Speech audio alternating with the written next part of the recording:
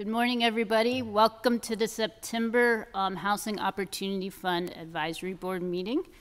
We're going to go ahead and get started this morning. As always, we will start with public comment.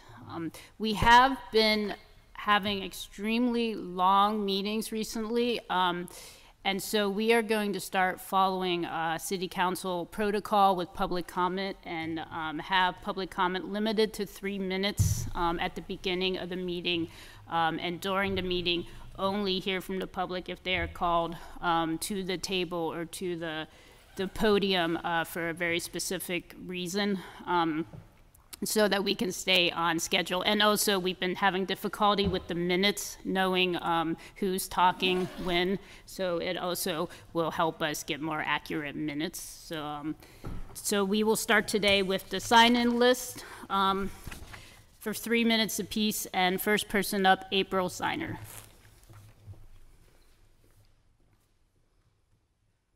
Hi, I'm April. I'm a case manager with Pittsburgh Mercy. I was coming to speak about my experience with running this grant. So right now, it has been pretty crazy. We've had a lot of interest. Some days I go in, I have 60 plus voicemails waiting for me, and I am the only one working on this. And currently, Pittsburgh Mercy actually pulls from different funds in order to make me full-time. The 10%, well, the 10% overhead is not enough for someone to work full-time as a case manager at Pittsburgh Mercy. We would need at least 25 to 30% to pay a case manager. It would be somewhere around $64,000 to make them full-time. Currently, that is not, 10% is just not covering that. So it is a lot of work. Typically, a case manager has between 20 to 25 people on their caseload. This is a fully qualified case manager. And right now, I have 30 people on my caseload with appointments waiting. So it is a lot of work to get done. And do I have to stop? Okay, and we would appreciate some consideration to raise the overhead costs so that I continue doing this work. So,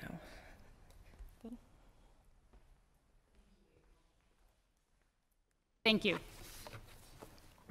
He just showed me how to use the council clock instead of my phone, so I will start doing this all official. Jay Doran. Pleasure. Go ahead. Thank you. My name is Jay Doran. Many of you have seen me before. I'm the Executive Director, CEO of the Fair Housing Partnership, the city's only fair housing advocacy group.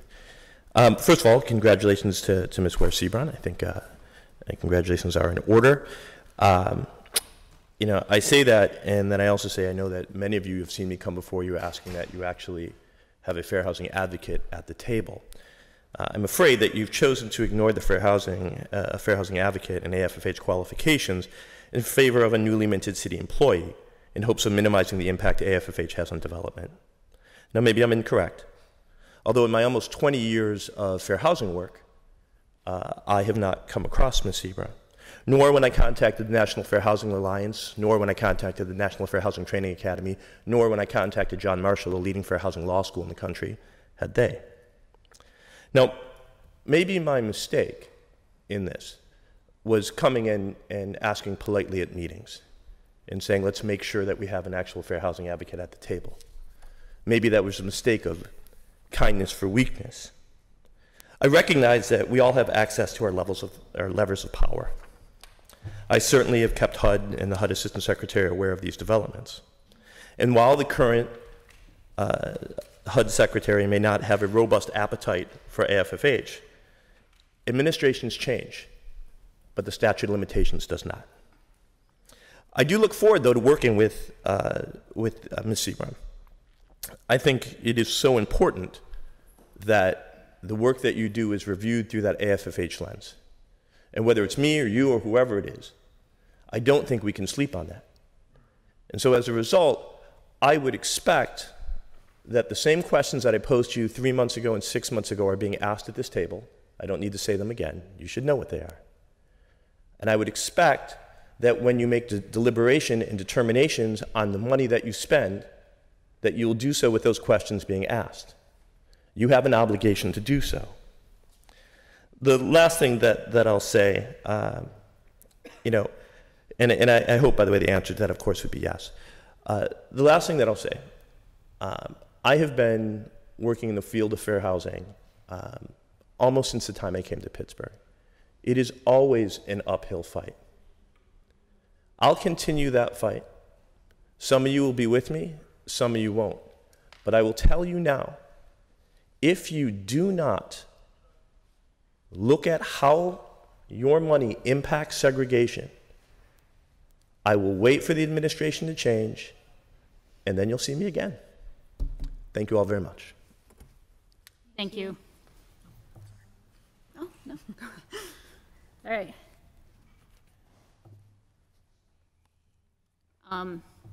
Megan Hammond, go ahead.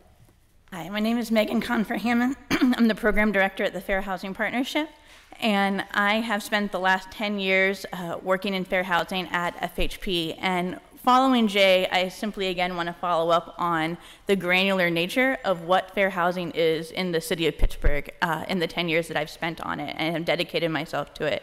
On the national level, I've spent this last decade in bringing Pittsburgh as a proud Pittsburgher and a Greenfield resident that Pittsburgh is a tiny, tiny city in the metropolitans of the United States. And so I have worked diligently for a decade to bring Pittsburgh into the national conversation in the national level, because the Fair Housing Act was both passed in 1968 and it's a living act with legislation happening across the country now, changing and reforming and bringing additional protections to city residents.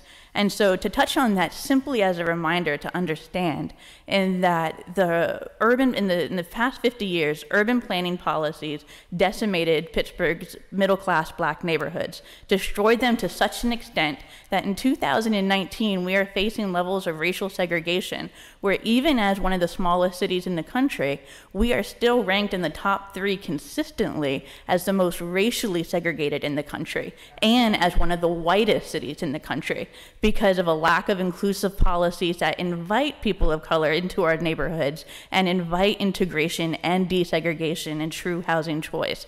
And unfortunately, as a result of those urban planning policies, we have seen that not only are we racially segregated heavily neighborhood by neighborhood by neighborhood, but we have never provided that opportunity again. And so blackness is now correlated with poverty when that is absolutely not true and not real. It's because of government policy that has happened in the city of Pittsburgh. Following those decisions by urban planning, we have then led us to the 90s, where a major housing provider that operated hundreds, if not thousands of units throughout the city of Pittsburgh had $1 million settlement for racism, for a case that continues to reverberate today in the access to opportunity where neighborhoods operated by that housing provider continue to be overwhelmingly white. And studies have shown that it's not simply an issue of economics and an issue of affordability, but an issue of racism. And again, I would look at the study by Andre Perry in DC that showed that black houses, black neighborhoods are valued at 11% less simply for being black neighborhoods. And that is not an issue of amenities, but an issue of racism. And I ask that the HOF consider these factors to unsegregate the city with its funding. Thank you. Thank you. Is it possible to ask public comment folks a question? So for Megan and Jay, I'm sorry, you can't hear me. For Megan and Jay, would you have an appetite to come and present at a future meeting on fair housing principles and some strategies? Yeah, I mean, Sorry, I wear hearing aids, so it's taken me a I'm sorry, and I'm probably not low enough for this microphone. we are always open and willing. So Great. That goes without question. Wonderful, thank you. Thank you.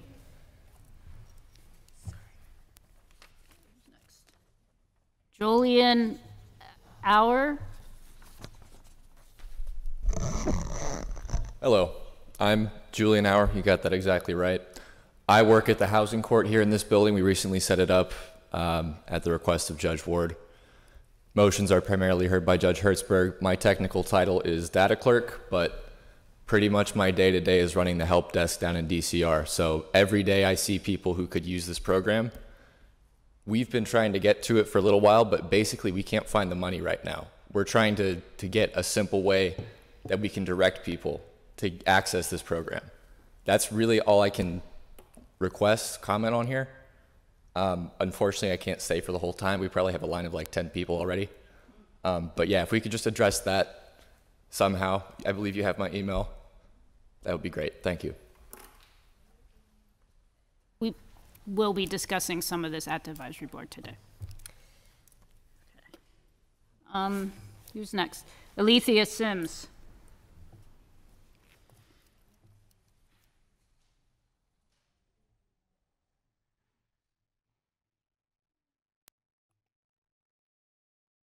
Anyone who knows me knows I am not a morning person. So for me to come up here and say anything is a sacrifice. We could talk about what more help is needed for renters and homeowners where the Housing Opportunity Fund is falling short, but I'm not going to deal with that. There are going to be other people. I'm coming as a neighborhood community organization, a nonprofit that is partnering with a developer. I was going to try to keep it as neutral as possible, but I can't. Bottom line is, I'm getting hosed, and I'm being polite. Why do I say that? I looked at the requirements for that kind of partnership, and all a developer has to do is get a memorandum of understanding from an organization. My experience with memorandums of understanding is they're not worth the paper they're printed on. What needed to be in that is to answer one simple question. What's in all of this for that neighborhood organization? I have asked to see the application.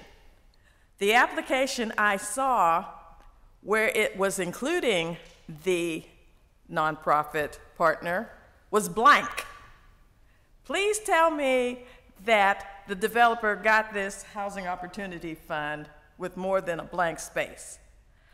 I have asked for a CHODO application. My email got forwarded. I haven't heard from anyone since. I want to be a partner in this. More neighborhood organizations want to be a partner. This is a way that neighborhoods, community organizations, community residents that are going to be impacted by the decisions, by the developments, can actually make a difference. But if what I'm seeing is the modus operandi for this, it's not going to happen. There needs to be some changes made, and I would be welcome. I would be more than happy to sit down with anyone here and hash it out. There's always time. There's never time to do things right, but there's plenty of time to do things over. I vote for a do-over for that aspect. Thank you. Thank you. Next is Celeste Scott.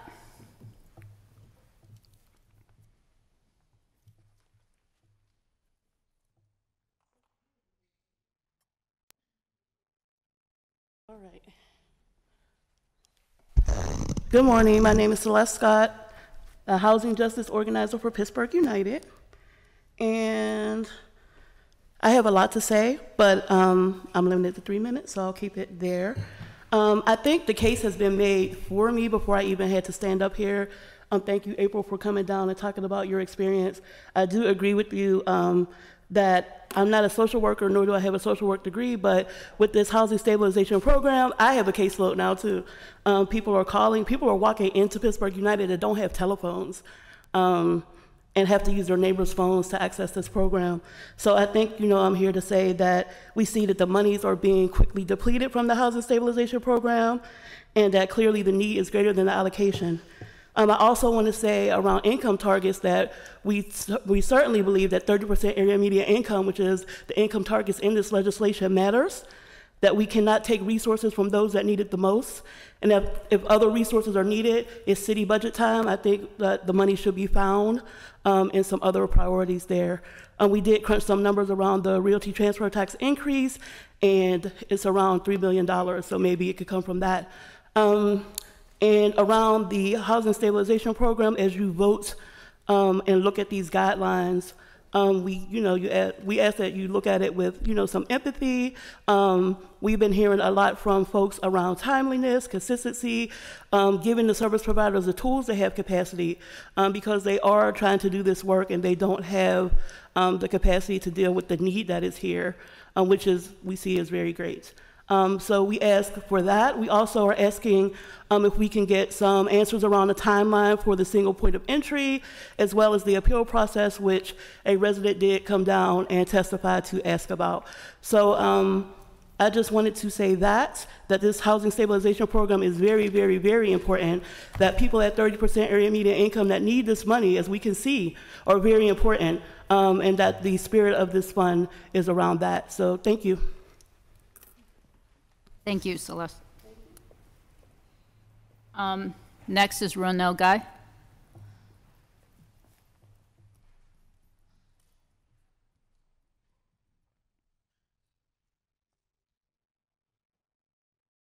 Good morning.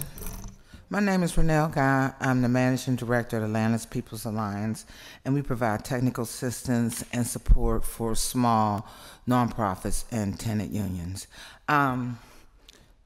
It's been I've been working in this housing industry for almost 30 years. And I'm so grateful that there's a program for the most vulnerable.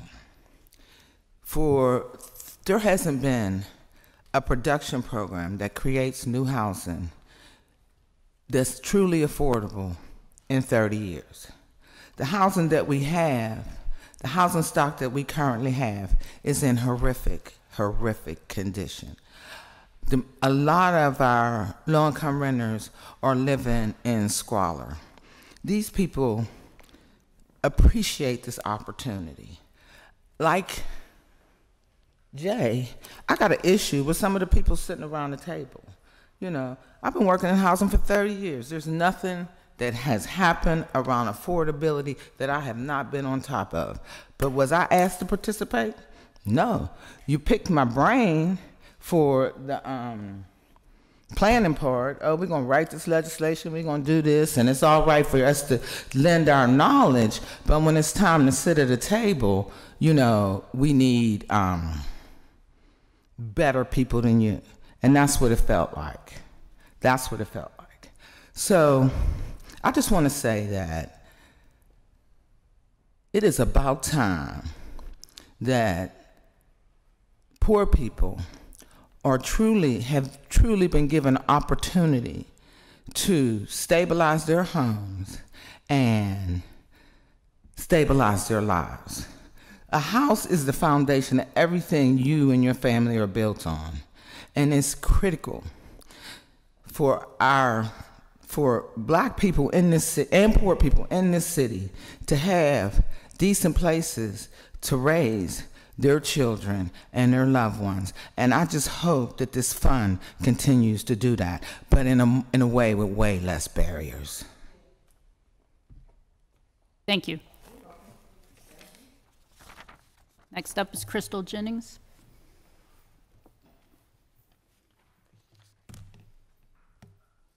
Good morning, everyone. Nice to see y'all. It's been a long time. I want to kind of piggyback off a couple of my colleagues here who spoke. Celeste talked about the monies being depleted quickly for the housing stabilization program, and that the 30% AMI matters. And it's not just for Black and brown people, it's for just people of low income. And I think that there was 4 organizations who signed up for the Housing Stabilization Program. I have been calling Macedonia Face, YWCA, and Urban League, and I've only gotten, I think I've called them 6 between all 3. I've got 1 phone call back for 1 resident, and that particular resident didn't meet the guidelines in regards to having, I guess, a job to show stabilization so they won't get back into the situation that they're in. I want to say that I think that the 4 organizations, yes, they mean well. They're warm-hearted with trying to help, but I just think it's not enough. I think that there should have been, I don't know why there wasn't, but it could have been maybe easier to have a bigger organization take on the full thing versus splitting it into 4 smaller organizations, because I feel as those organizations were already busy, already filled to their own capacity, but now with this program, with the need of it, and residents calling in, Celeste calling in, Ms. Ronell calling in, all of us calling in to get these people on this list, I'm not seeing it move. My phone should be ringing off the hook, and I got 2 of them, and they're not, because I'm calling for multiple residents to get on a list for emergency purposes and reasons. They're about to lose their house, or their light bill is about to get shut off, or something of that nature, where they're in need of these services and they're not getting the help that they need. We have been fighting for this for a long time. This is still a continuation of previous fights. So I definitely think that the need for the monies needs to stay at a 30% AMI below. Like we said, we're in a 20,000 unit shortage of affordable housing. So we need to help those people that are in need of these resources and try to find a better way to help them get out of these crises that they have. So hopefully you'll take all of that into consideration from my previous colleagues who spoke and people that come up behind me. Thank you. Thank you, Crystal. Okay. Next is Rick Swartz.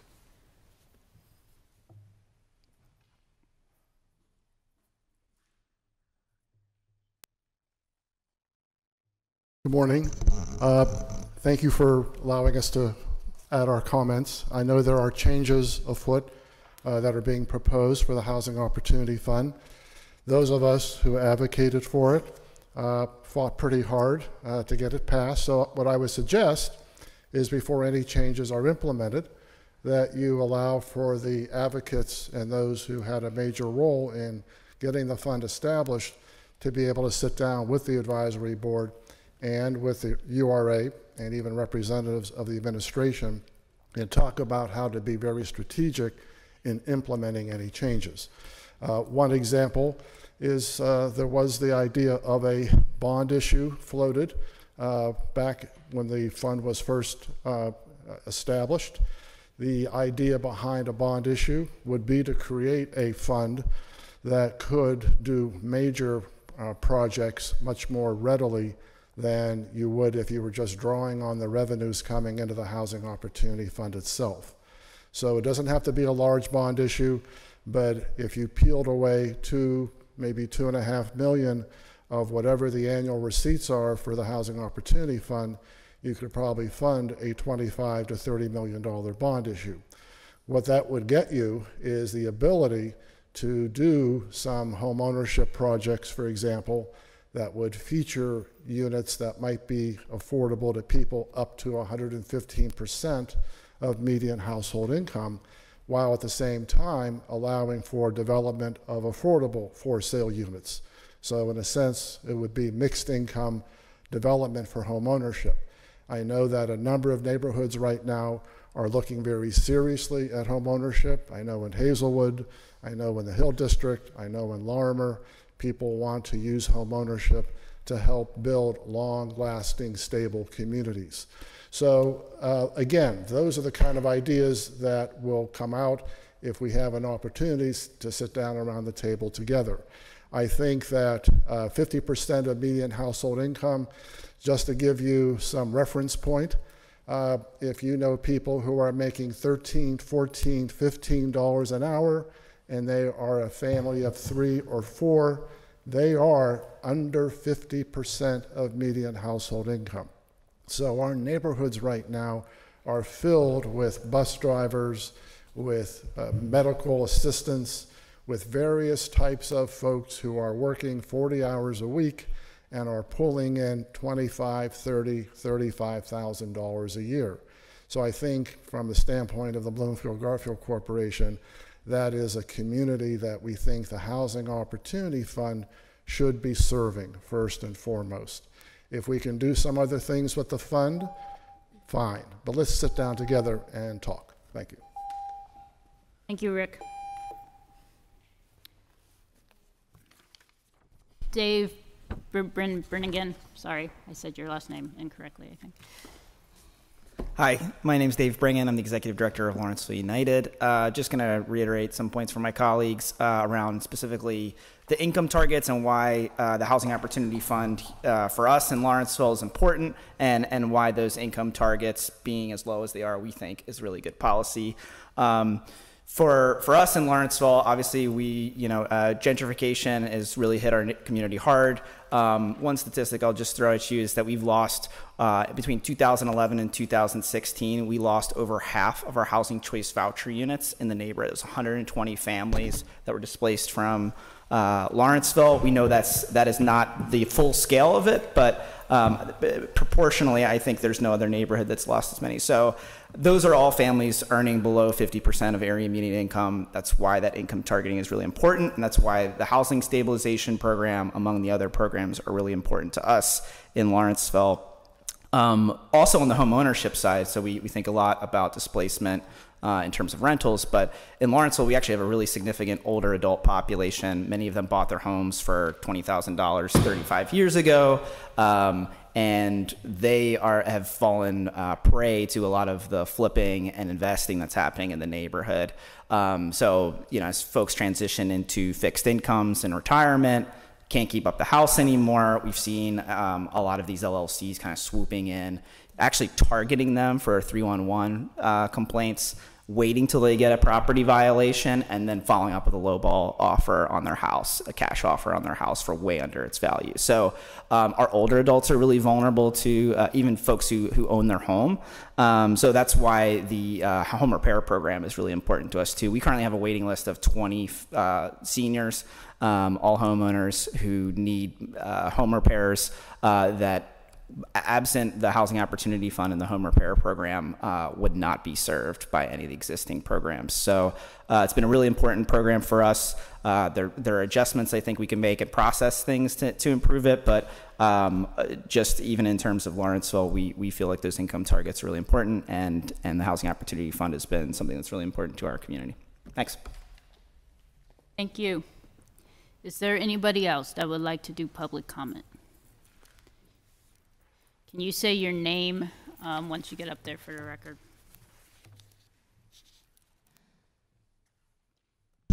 Good morning. My name is Carol Hardeman. I'm with the Hill District Consensus Group. I'm also a Hill District resident and also going through a lot of things that my colleagues and different people have spoke about with the housing opportunity. I feel like this opportunity could be an opportunity not just for me, but for many of the residents that live in my community.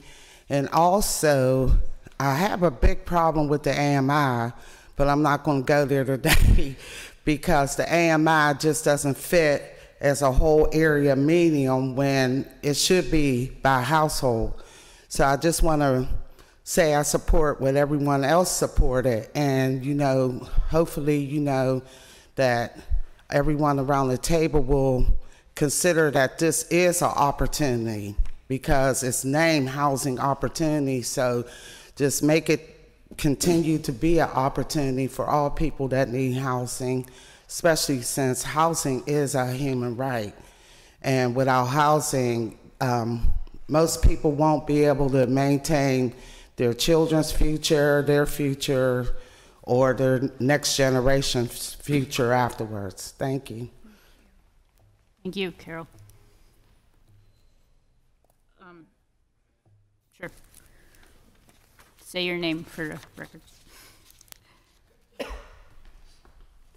Hi, good morning, everyone. My name's Swain Uber, and I just wanted to reiterate a lot of what all my colleagues have said, but specifically say that we have seen over the past year and a half how big the demand is, not just for, amongst developers and the rental gap funding, but with the HSP in particular, for renters, for homeowners, and needing assistance at potentially income levels that don't fit into this program, but fit into other programs that already exist. And I think rather than trying to reorganize or figure out different ways to do things within this $10 million, we all know we need more. We should be pushing to double this fund. This is what Philadelphia has already done, and a lot of other cities. We all know before when you all and everyone in the crowd was trying to come together to push this fund, we knew that 10 million was never going to be enough. That was never the original plan. It was always, this is a first step. This is one tool. These are different programs. They attack different issues. It's not enough. We need more. We need it as soon as we can get it. Again, as Ms. Ronell said, this is budget season. We need to be pushing for the city to put more into this fund, amongst other programs for renters, for eviction prevention programs, habitability, all of this, homelessness issues. This is all happening right now, and we should be trying to tackle it, and $10 million just won't cut it. So thank you all. Thank you. And I do just want to encourage everyone who spoke to stay for the duration of the meeting, because most of the comments that we heard are going to be discussed at the advisory board today. And hopefully we will have some, through the actions of that the advisory board is proposing to take, have some remedies for some of the situations. Thank you. So let's move forward to roll call. Okay. Lena Andrews. Here. Jamil Bey, not here. Joanna Dimming. Here. Knowledge Hudson. Here. Jerome Jackson. Not here. Teresa Kell Smith. Not here. Majestic Lane. Here. Samuel Sue. Here. Sonia Tillman. Here. Derek Tillman. Here. Diamante Walker. Here. Hold on just one second, Richard. Adrian Wanahall. Here. Kelly Ware Sebron. Here. And Megan Winters. Here. And Mark, I'm so sorry. Mark Masterson. Here. Richard, is that you? Hello? Richard, can you hear me? I can hear you, yes, just a little bit. Okay, everybody, Richard Morris from the Urban League is on the phone as well. Later in the agenda, we're going to discuss an action that is related to the Urban League. But Richard, we just heard public comment and we just took roll call, and I do know that your time is sensitive, so I am wondering if you can maybe go ahead and provide public comment right now, and then if you can stay on the line, and when we get to your item in another 30 minutes, that's great, but if you can't, I understand that too. So if you could just go ahead and tell the advisory board about your experience with Housing Stabilization Program.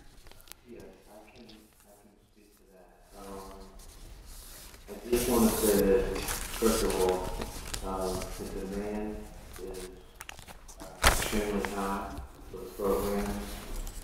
We're getting third-party calls, meaning a person who's on the line with a client who's trying to do it. We're getting that has 10 to 20 people that are eligible for HOF. Right now, we're working through 125 calls that we set up a special line for to do the initial assessment. So when we initially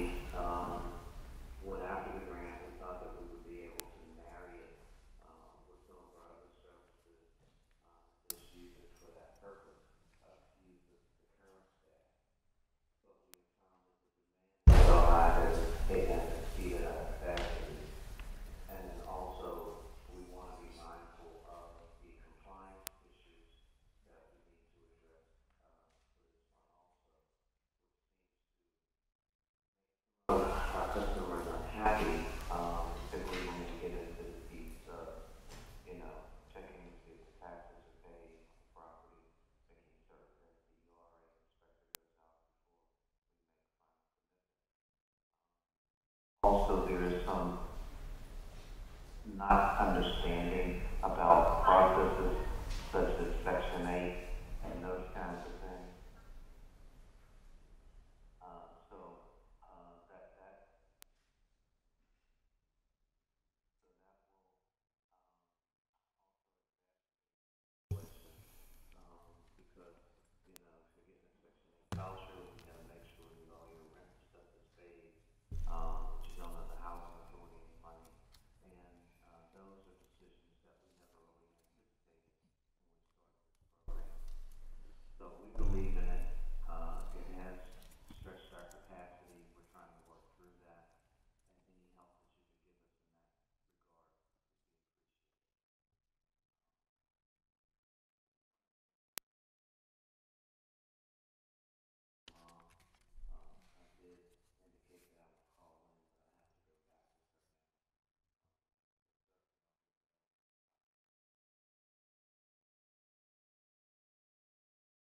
All right. Thank you very much, Richard.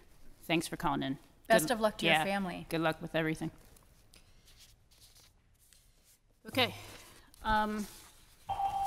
So we will just move on. Review and acceptance of minutes. Did everyone get a chance to review the minutes? Is there a motion for acceptance? So moved. Second.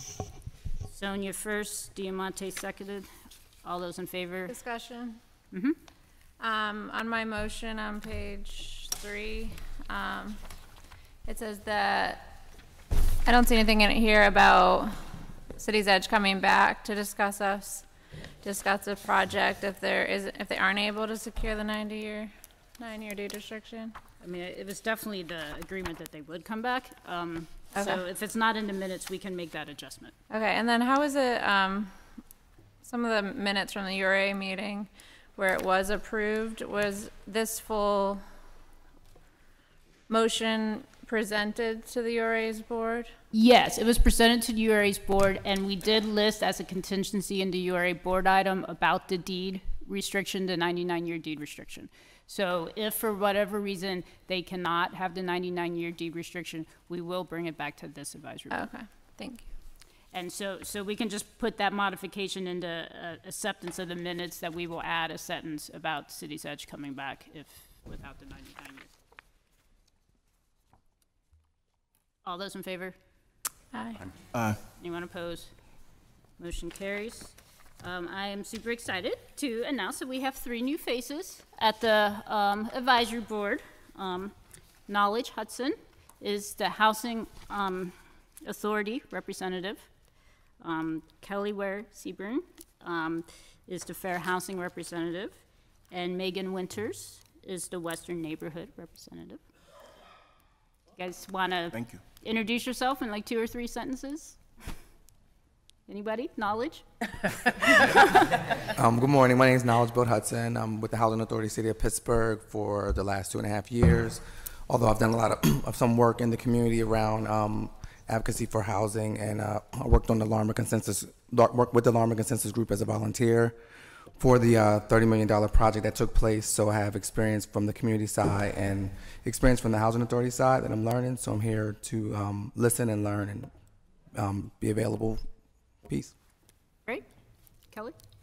My name is Kelly Ware Seabron. I am the new Equity, Diversity, and Inclusion Policy Analyst for the city, which is a mouthful. I work with City Council on implementing and creating and tweaking legislation so that it is as equitable and promoting of diversity and inclusion as possible.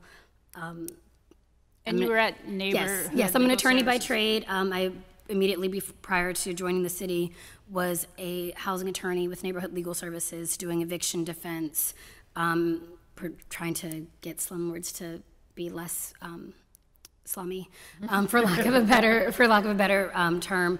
And before law school and a brief stint, a stint with a judge in family division, I was working for a CDC in Homewood.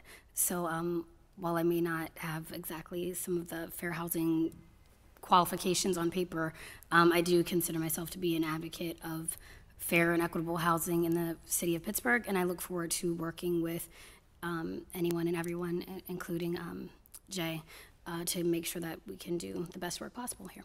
Thank you. Megan? My name is Megan Winters. I live in Wind Gap in the western part of the city. I'm sure a lot of you may have never heard of it. I'm involved with our community group, the CDC, former CDC, Southwest Pittsburgh. I currently work for State Senator Lindsey Williams, who represents the northern part of the county, but a couple parts in the city like East Liberty, Homewood, Lincoln, Larimer. So I do a lot of work in those neighborhoods as well. Thank you. Welcome aboard. It's exciting to have a quorum. Yes, it is. And we have one more new member coming on who was just interviewed by council this week, and final vote will go next week, but that's Ethel Johnson as a tenant representative. Okay. Before we start with the rest of the agenda, Adrian had an announcement. I do. I actually have a request. So we were in a very interesting situation last week. We have 3 families in crisis, each needing a 3-bedroom unit. So we have three bedrooms that we are in need of. We had a landlord lined up, we had units lined up, and unfortunately there were cash renters that materialized last minute and took all 3 units. Students are back in school, so the market's incredibly tight. These were all students that were displaced because of issues with their unit when they got to the city. So they certainly needed housing as well, but we now have 3 families who are desperately in need of housing as quickly as possible.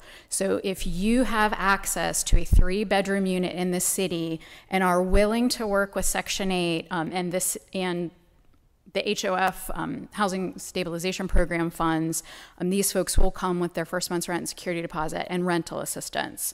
So I'm just putting the word out there. If anyone has a 3-bedroom unit in the city, these are folks that would really like to stay urban. The preferences are the Hill District, East Liberty, Oakland, and the South Side. But there is some flexibility. Folks would like to be in the city. If you do have a 3-bedroom, Adrian Wanaha, please see me. Again, we thought we had these units locked down, but come Friday, they disappeared. So we really need your help. If you know of anyone, anything, any possibility, I will track it down. And I would also like to add real quickly to that, for confidentiality purposes, I can't delve into it, but these 3 families that were in crisis was actually part of a larger crisis, and the Housing Opportunity Fund has actually worked with 7 other families and helped them through this crisis. And so I do want to thank the stabilization providers. I think all 4 of them have worked with these families, and I want to thank the URA staff, Fatina Haig and Jamie Reese as well, for helping to coordinate that situation. Okay, so if we could, real quick, while we have a full table and a quorum, if we could skip to the part of the agenda that says legislative update. This did come up in public comment, and I do want to make sure we get a chance to address this today. Page 12? Yeah, Evan's going to switch the slide on us. But basically, it was mentioned in public comment that there is currently being a review of the existing legislation for the fund itself. And before I kind of comment and talk about some income guidelines, Majestic, would you like to describe this a little bit? Sure. Yeah, so the conversation around the kind of income units has really been preliminary conversations between the URA and administration, looking at almost about 2 years of going through this process. What money's leaving the door? What populations are we finding? It's difficult for, I think when this was put together, clearly it was put together to be thoughtful around those who are find themselves in the most vulnerable situations. But as our city continues to change, who's vulnerable is broadening. Yeah. And I think just really trying to be thoughtful around what that looks like, because now we have people who are at 50 AMI or some at 60 AMI, and people are being priced out of neighborhoods in that kind of context as well. So it was really about what do we do to make sure that the money that's not going out or where we're seeing the most need can be dealt with as well. So just a conversation about what are the limits, what do they look like if we were to raise them, get more people into the system, if we were to do that to more stabilize more neighborhoods, and really just how do we streamline the processes of getting more money out the door, which is really the broader goal. In that interest, we acknowledge that you can't do it without community, so we did have some conversation with advocates around discussing this conversation, saying, hey, you know, we're thinking these kind of things, seeing how the money's going out the door. We got some feedback from advocates, still looking for some more feedback, and we're also willing to continue to have conversations. The goal really is to say, how do we get the resources to people that need them in the variety of different income limits, whether it be 30, 60, 80, because again, as our city changes, the broader context of those who need resources is broadening as well. And obviously, this is done layered on top of other resources, so we know that this 10 million, as well-meaning as it is, can't begin to touch the broader need of what people have. But it's also about saying, if you have this, according to all the other resources that are out there, some which that are falling away, and some which that are being there, and some which that are resources that, you know, for example, building more affordable housing and getting 5 LIHTC deals this year. Like, when you look at all those kind of things, what can we try to do to get the most people housed and meet the most need? And I will say too, our homeowner assistance program, we are finding, like, here are the income guidelines right here. So right now, our program, with the exception of a small water and sewer set aside of $250,000, everything else for the program is 50% AMI or below. So you can see, for a family of 2, that's $32,000. And if there is a family of 2 making like $15 an hour a piece, they're just slightly over that. So that was just one thing. We've been getting lots of applications for our program and approving a lot of people, but also some people are coming in right above the cusp on that program as well. And just to add on that, yeah, I think the conversation around, you know, the folks who are really isolated is one part of the equation, but then we have working poor folks and folks who are just on the cusp, to your point, of being able to think about buying housing and being able to stabilize themselves and stabilizing neighborhoods that may not be able to have access according to the current numbers. I just want to add that in a neighborhood like mine, in like the Upper Hill, you have a lot of homeowners that are between 50 and 80% AMI who could lose their homes because they can't access this fund to keep their homes they own affordable. So I think that we really need to be cognizant of that, because we don't want to create an issue where we have homeowners that are in relatively stable housing, but if the roof goes, you know, they can't, you know, I'm thinking of Miss Carol Hardiman when I say this. This is somebody who's a working class person who can't access this fund to, you know, potentially stay in her home. And I think that we need to be cognizant of that. So what I would like to say kind of just about the status is, you know, we've started to talk about some revisions. We started to talk to some of the advocacy groups about it. It is the role of the advisory board to uphold the legislation. If any advisory board members have comments about the drafting of the legislation, please, you know, email them, send them to me at the URA, and you know, we will review your comments and share your comments. But that's kind of where we are right now. I think it's always going to be tempting to raise the income limits so that we can include more people. I think this was aggressively targeted to those most vulnerable. It was actually, I think HRNA said, really gave us a lot of kudos for that, because that's so challenging, because there's so much temptation to expand the pool. And I think that there's something we could look at.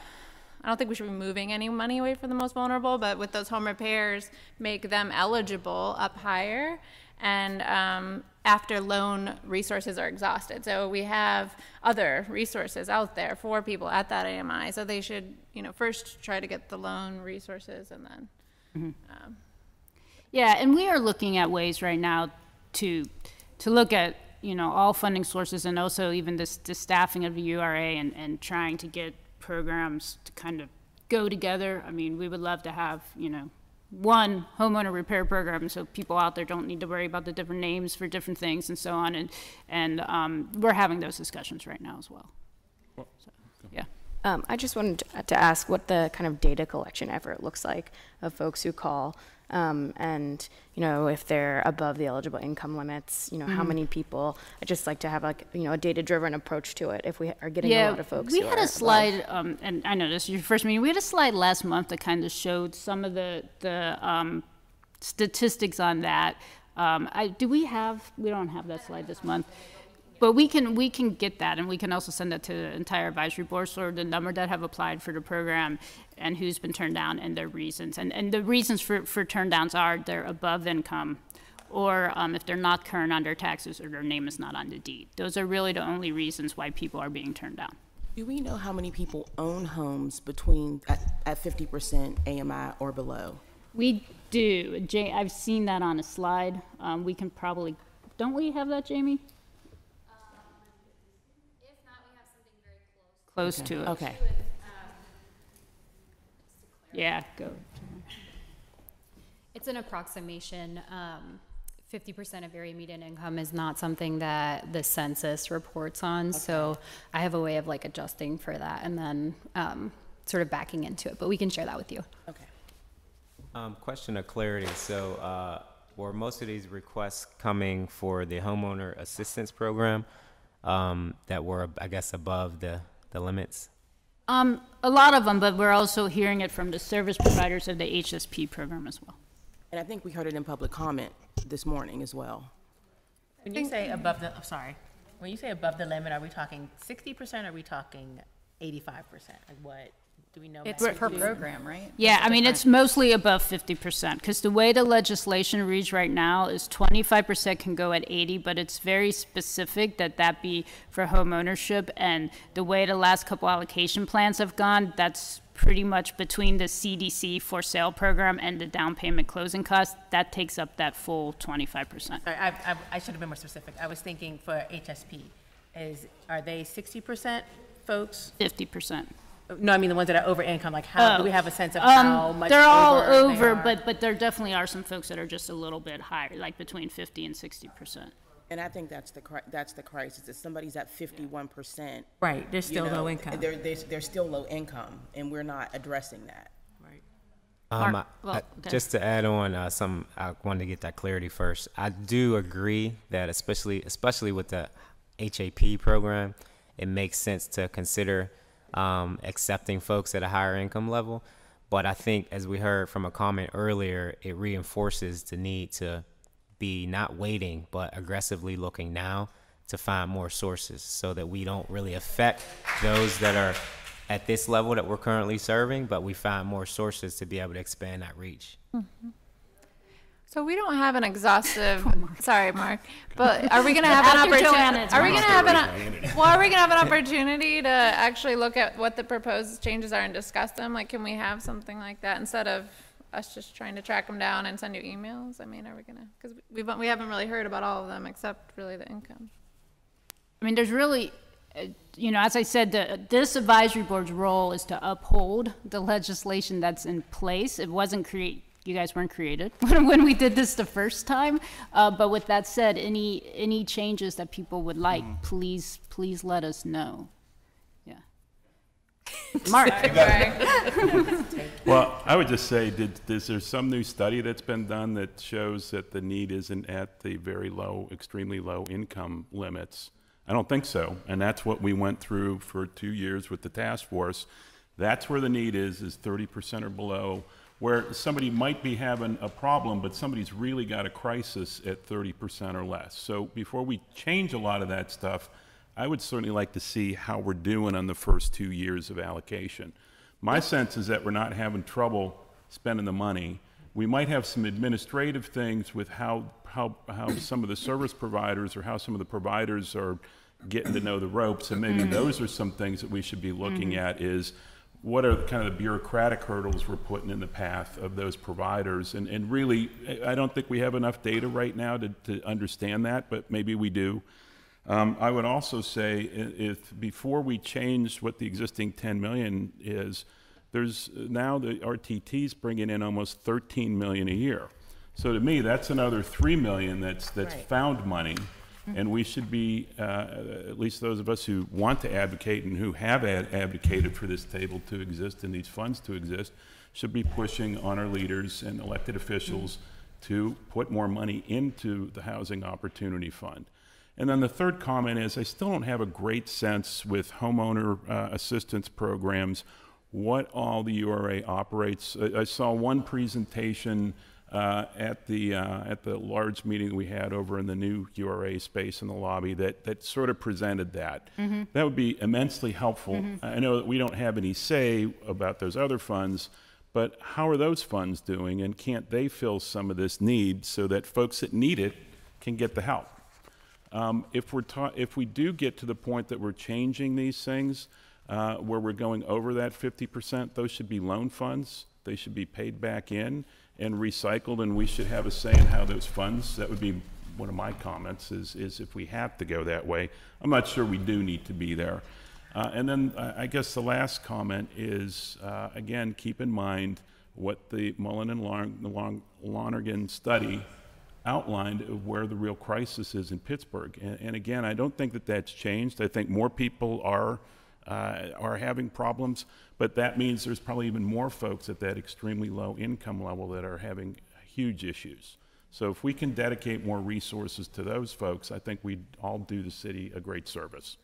Jessica, can you clarify? We're not talking about taking any money away from people at 30% AMI for the HSP program to supplant it to the HAP program. These are two different conversations. They're two different line items. Yeah. So I just want to clarify that there was no discussion about, somehow diverting funds away from the most vulnerable to help those who are also vulnerable. These are in two different line items addressing two completely different conditions. People for HSP, we need to be focusing on the most vulnerable. That's why they need a resource like this. On the affordable home ownership front, I'm asking that we rethink what it means to be a homeowner in an affordable unit in need of critical repairs. And if you're at 52% AMI, there is no reason why, through any source that we have here, that we're not supporting those homeowners as well, but not at the expense of the most vulnerable on the HSP side. I don't know if my comment got conflated earlier, and I wanted to clarify that. I think there is a proposal to move some funds from the lowest to the there is in the proposal. I think there is there is so the proposal so there is no discussion about changing any of the allocation plan. It is still this advisory board's job to help with the allocation plan every year. So nothing in that is changing the allocation plan. So 50% of the funds, what's in the legislation, that doesn't change? No. Well, then what's... Well... No, that's not what they're talking about, increasing. We're talking... I think there's a couple questions here. So HSP is a program. It is allocated. It is in the 2018 and 2019 allocation plan. And when this advisory board gets together to talk about 2020, you will allocate an amount to HSP. So nothing we're talking about will affect that. There is some discussion of, to Diamante's point, that 52% AMI household not being able to participate in a HOF-funded program. There's some discussion about that, especially on the homeowner side of the equation. So that's what's being discussed. Programs. I mean, we have thought about homeownership programs, and so I'm talking about that line item. And I want to be very clear that if you are a homeowner at 52% AMI and your roof just went, and you're going to have to leave your unit, is this advisory board thinking about what that means within that particular line item? So not keeping the 50% dedicated to 30% AMI. I think to Diamante's point, if we're not thinking about that, we could, an unintended consequence could be that person could slip down, and now we're serving them under the HSP program. But you can't because the income guidelines don't support it. Exactly. So but you they could be that's homeless because, we didn't step in when we could, and they were just a little bit slightly over. And they can't use HSP because Correct. HSP is 50% AMI or below. And I'm not saying to change that. I'm just saying that if we don't think about what we're doing on the home ownership side, we're going to have this problem, and we don't have another program that can effectively address that. And these people are in the very low income bracket. Right. But something interesting that I'm hearing as a thread is if we really thought about a component of HOF being geared toward preservation, and preservation in a very broad conceptual way of, as you said, if you have a homeowner who has an affordable home and it's just a repair that would take them out of an affordable home and make that home unaffordable, then that could be a place where there may be some flexible pot where we would say, based on an individual evaluation, it's part of a preservation strategy. That's right. An Because a individual speculator home, an apartment building, Right. a boarding house, for example. There are types of affordable housing that could go away if there weren't small influxes of support. And I think that that's a bigger, more unique, more comprehensive, more flexible preservation focused strategy.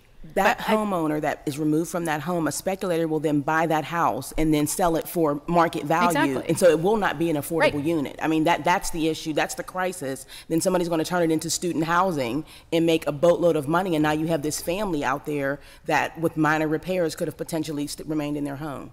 I think tying into or picking up at least on something that Mark said, I think this body needs a better understanding of how the other URA programs tie into this, because this program is supposed to be a gap filler, right? It's not supposed to be the cure-all, so we need to understand what's already existing before we decide if this needs to change at all. I agree with that. I will hold a session for advisory board members over the course of the next month, probably in like 2 weeks, where we go through all that. I will state that there are changes happening at the URA, and the homeowner programs are all going to come under a Center for Housing Opportunities. So the department that I currently lead will have all those programs wherever they're funded by HOF or other sources. So we will be able to kind of show that to you and describe that.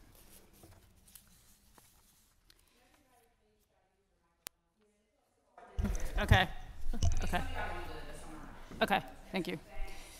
And so we're going to have to move on the agenda because we have Angela from the United Way here and a couple other people that need to speak about HSP. But if people have any other questions, concerns, comments, please email me. This is, just a discussion that we've been having. So, okay, thank you. Okay, so on to HSP. The major topic of the day. Bettina, if you can come up. I do need to remind everybody, due to the very sensitive nature of this program and dealing with individual clients and the situations of their life, there is a letter in your packet from a URA attorney just reminding everybody of confidentiality practices. Just a point of order. I think my comment sort of started that ball in motion. I didn't ask for any confidential information. We had someone that had been denied. And they asked if there was an appeal process. My question was to simply follow up and ask if there was an appeal process. I didn't request any confidential information. So I still didn't get an answer to that question. We're going to talk about an appeal process today. But I just wanted to clarify. I wasn't asking for anybody's life story or anything. I just wanted to know what the process. It wasn't targeted toward you. It was really just in general, a general reminder to everyone. Okay. So, and Adrian is her seat on the advisory board is advocate for homeless. So Adrian and Bettina together are going to describe this program. So I'm going to take a really quick walk down memory lane because as we've been sitting here, I actually was processing in my head, over my career thus far, I have launched 19 rental assistance programs. 8 of them were my own conception and were funded by sources that had never been used before. 4 of them were with governmental partners. And what I can tell everyone in this room is every single one of them was painful, confusing, inadequate, frustrating, mind-numbing in the beginning because it's incredibly difficult to do. It's incredibly difficult to put an appropriate infrastructure in place that is responsive, that removes barriers, that is respectful of the funder, that meets all the regulatory requirements. So this is hard stuff. And I don't know that any of us even thinking about, I've done 19 of these programs. I'm not an expert and I'm not perfect at it. So I think we're feeling a lot of those growing pains as we are launching into this prong of what the HOF is doing. So some of the things that I just want to remind us of. For 2018, we created a program that was really targeted at housing stabilization. And you have something in your packet that is an overview of the housing stabilization program. And I just want to provide some reminders. There are many different types of rental assistance programs that are being done and that we could do. What we decided as a group for 2018 funds was that we were going to really focus on folks who were in crisis, but not yet in the homeless system, not yet evicted. So we were going to try to get folks prior to being in those systems. We were going to try to help assess folks for the right level of care for them, the right level of rental support. So some folks need just a little bit of rental support, and some folks need a really wide, deep array of rental support. We were really focused on a more shallow and more short-term amount of support for families who were in crisis, but could relatively quickly recover from that crisis with that small amount of support. Does that support every household that needs rental assistance? Absolutely not. But for just 2018, and just those service providers who've already been contracted, and they are under contract, that's what we're looking at. We are looking at folks 50% of AMI and under, and why? Because in the overall legislation, we had percentages that needed to go to each group, and we all wanted to prioritize lower income households that would have more difficulty getting the resources that they needed to stabilize in their housing. This is only Pittsburgh residents. And I know from being at some of the groups, some folks don't even realize if they are a Pittsburgh resident. It can be really confusing if you're on the cusp of a neighborhood. Is your unit in the city or is it not? So it's just Pittsburgh neighbors. We can do, again, that more shallow, short-term infusion of support to help folks stabilize in household. So what does that mean? That means that someone owes arrears or owes future rent or utilities, but has the ability, the resources throughout their network to be able to move forward without an ongoing subsidy. If this is a household that needs a deeper subsidy or more resources, it's our due diligence to make sure they get to a program that can give them that level of support. So we just wanted to take that minute to kind of regroup and retool back to that original thinking. Is that what we have to do every year? No. Could we think of 15 different incredible rental solutions? We could, but for the 2018 funds, we know it's gotten off to a rocky start, but we know that there's a demand even for this shorter term subsidy for the folks 50% and below who are in a crisis but not yet through eviction or in the homeless system. So what we're hearing is we actually have more people than resources, which we all anticipated would happen. It breaks my heart to see people come for a resource that they're not eligible for. That's horrible. When you're in crisis, that should not be something that you ever experience. I think one of the things we can do as an advisory board going forward is figuring out those mechanisms to help people connect with the resources that really can support them. And we don't do a great job of that in our community. So one of our partners who's here today, who's going to talk to us about doing a better job about that, is Angela Reynolds. And she and United Way and our partners at the Department of Human Services can do exactly what we were just talking about. How can we know the resources better? How can we make the linkages? And how can we push this fund up against other funds so that we have a seamless system of services for folks? And they don't have to know or understand that we're different entities. All they have to know and understand is we go to this place and we get the help that we need. Yeah, I mean, so Angela, can you stand up and talk a little bit about United Way, the 211 call center, and then what your proposal is to help us with this problem? Great, thank you. So Angela Reynolds, I'm with the United Way of Southwestern Pennsylvania. That includes an initiative which is PA 211 Southwest it's a helpline. And so the first thing to note is that 211 that we operate it operates 24/7. It's available by phone, text, and chat. And so what we're proposing to do here is have 211 serve as somewhat of a centralized intake. The reason that the proposal is being made is because there are two things that we heard. One, the demand is great. Two, the agencies are also burdened on the other side.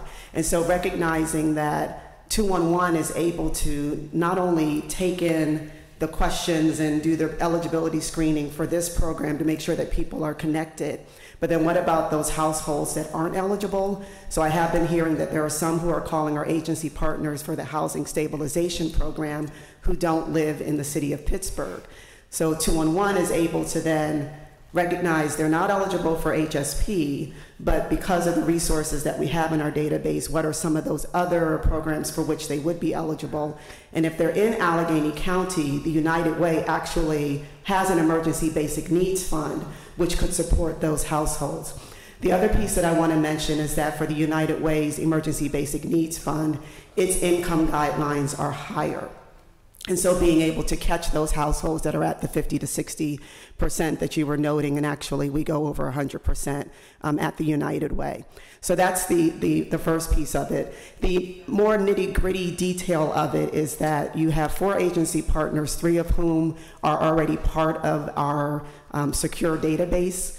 And so we would work with the 4th partner to make sure that they're into it. So we take confidentiality very serious. 211 is confidential service. We don't share information unless we have the permission of the person who's calling. So with their permission, we would be able to seamlessly share their information, the answers to their questions with the agency partner. So the agency partner is focused on getting that person to the HSP assistance, getting the unit inspected, going through that process so they really are doing the case management as opposed to doing that pre-screening, which many of them are doing now, that's taking a lot of time.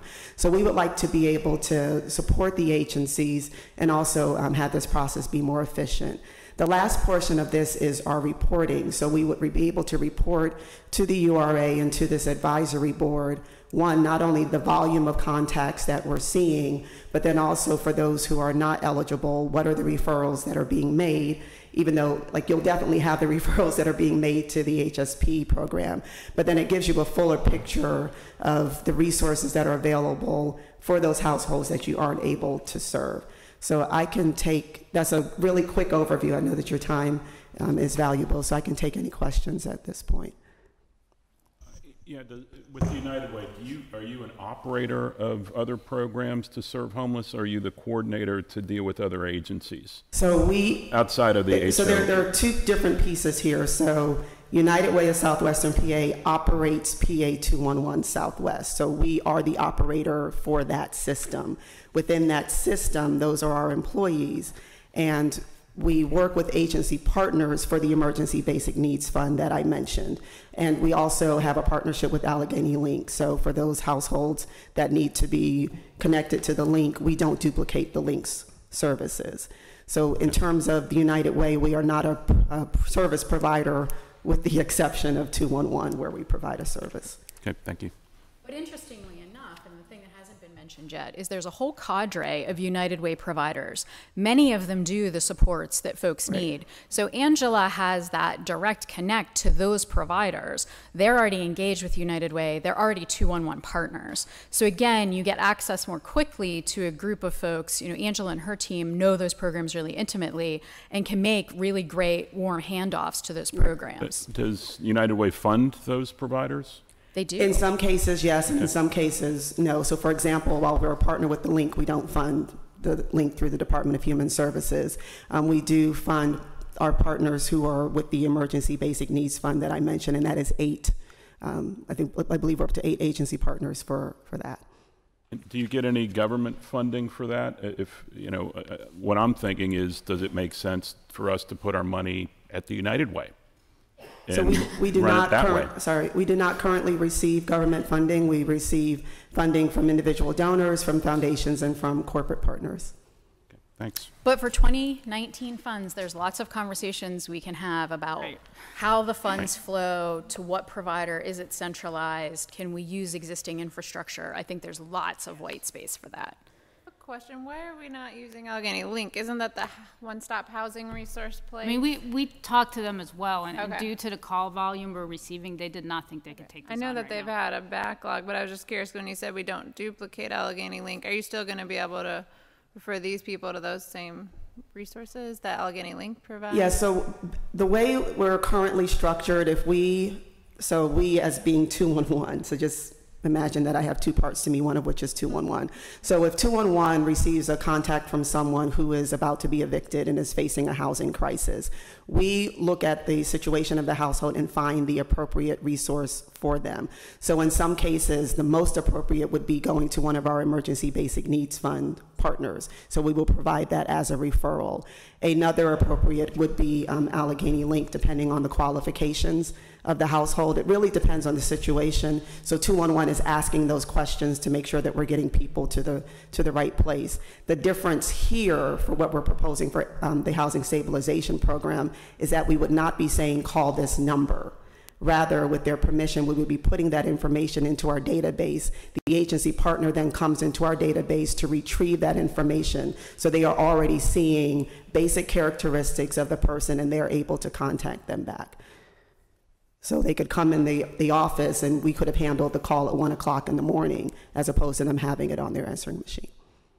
So typically you're, correct me if I'm wrong, you're a connector to other resources, but in this case, you're actually helping to process their application by putting it in the system. And is that correct? And then second, is there a follow-up to ensure that they were actually served? Do you follow them through the process, or is it once they're handed off, it's kind of out of your hands?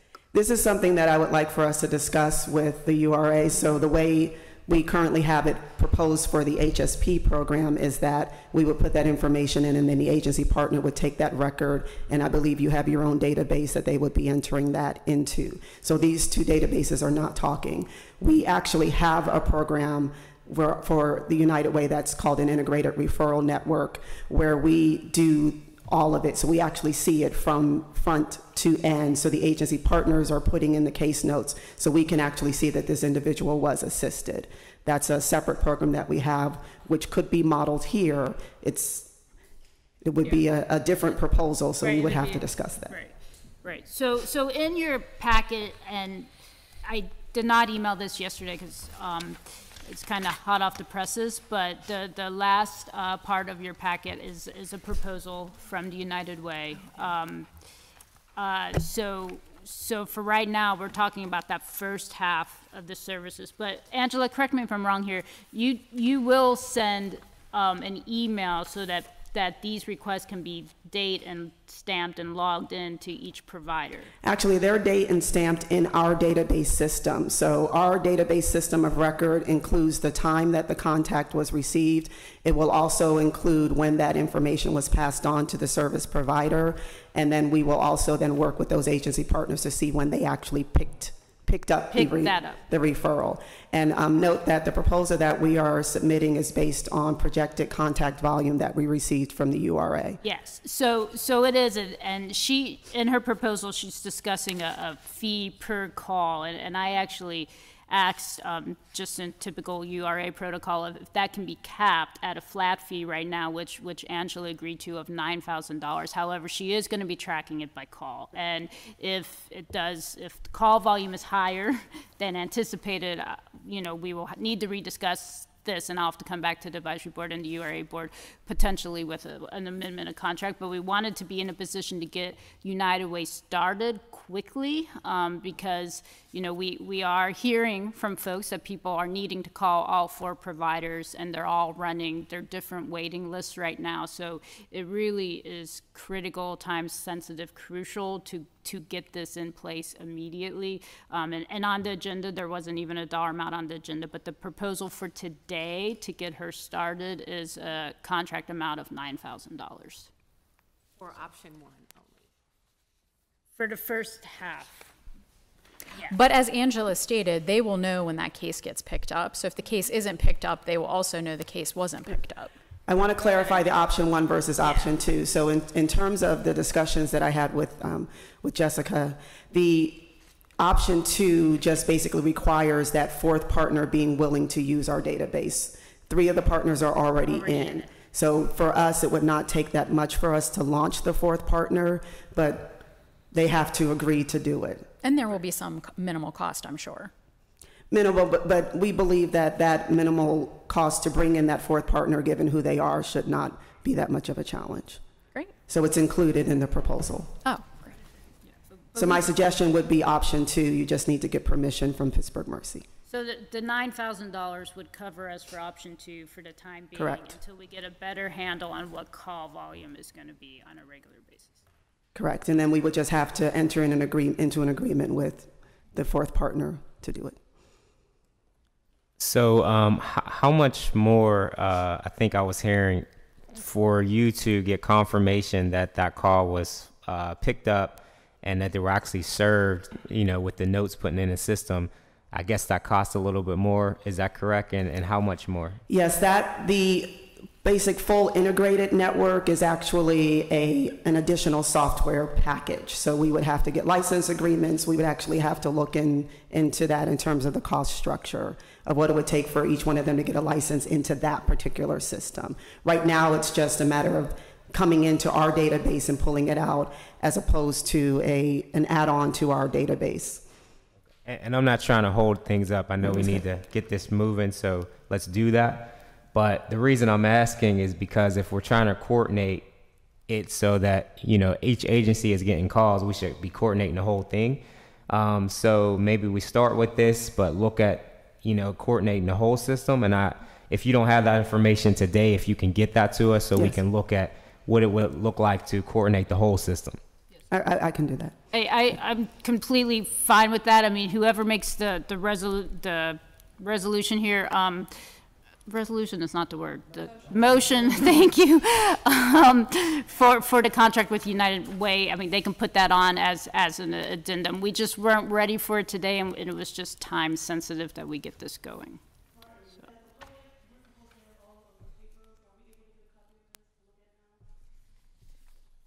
I don't know if the United Way proposal was on the table. It was a proposal from an organization. It wasn't really put out for public.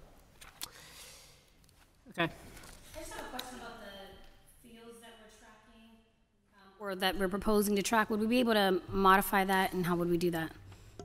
Short answer, yes, we would. These are initially the fields that we received from the URA, and so we could modify.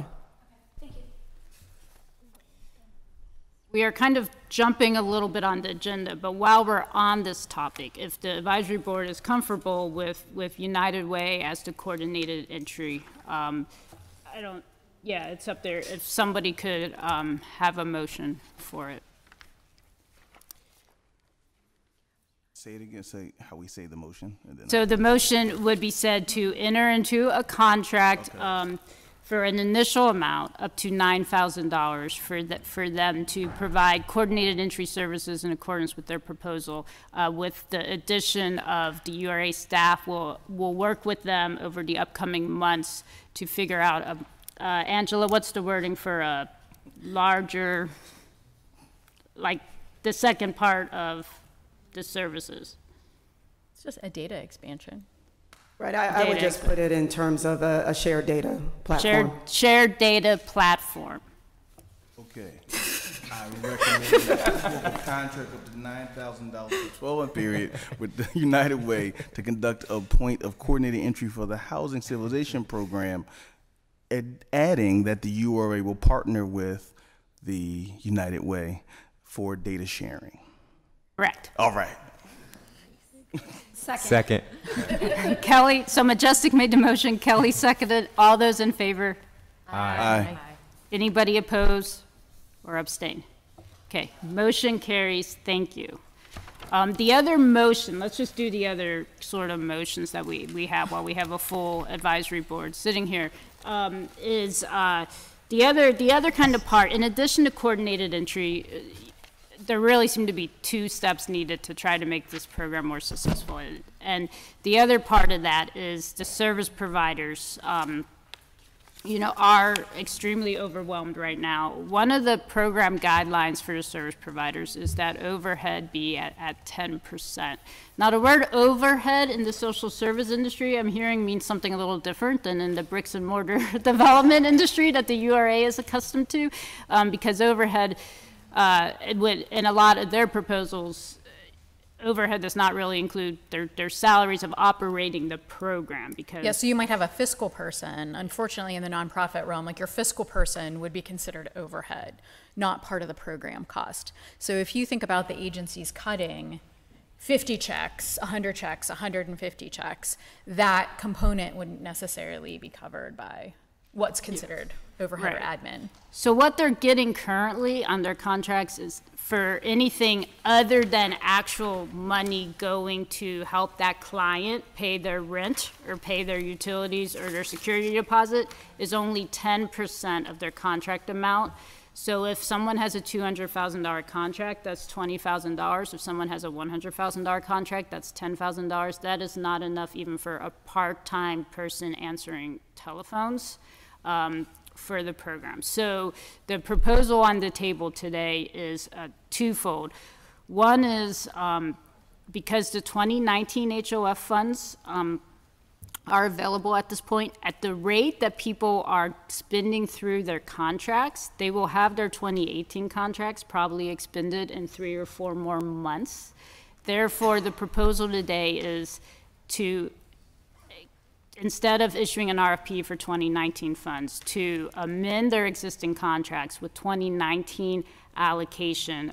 Due to the learning curve of this program, it just didn't seem like doing an RFP this year made sense. And so if we amend their contracts and then raise the overhead amount to 25%, that gets their contracts in a position where it could cover, depending on if they have a $100,000 contract or a $200,000 contract, it could cover like one full-time staff person, or maybe 1 full-time staff person and a half part-time staff person for some of the programs. So you'll see here on the screen, it's really basically doubling their contract amounts with 2019 money. This does total $610,000. The 2019 allocation is $800,000. You'll see Neighborhood Legal Services is not listed here. We're still working with them on the details of their 2018 contract. So, if they start using their 2018 contract, there may be some funds available for 2019 funding for them as well. But this is really doubling their contract so they can keep going. So 3 months from now, they're not saying we're out of money. That's the most important thing. And then also by doubling their contracts, there's some economies of scale that they then have the confidence of, oh, I can hire somebody because I know I'm going to have money to pay that person in 5 months. And so if we do the contracts like this, I think there's a slide maybe showing what 10% is. What we're actually proposing now is 25% to go to overhead. Because it is in the program guidelines, we need what's called a waiver of program guidelines to make that. Are there any questions? That was a mouthful.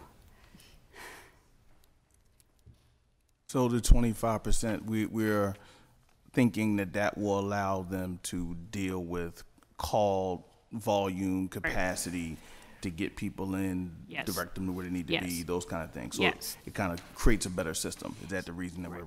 So yes, absolutely. In tandem with United Way being coordinated entry, now what we have is United Way coordinating those phone calls into the providers in an orderly fashion, with United Way fielding out, the people that don't live in the city and, other requirements such as that. So they do that, then it goes directly to the provider. Now the provider has a staff person who can say, yes, I can talk to this person, within 24 hours. That's really what we're trying to get to and here. And people won't be calling all 4 places. Yes. So everyone's dealing with the same.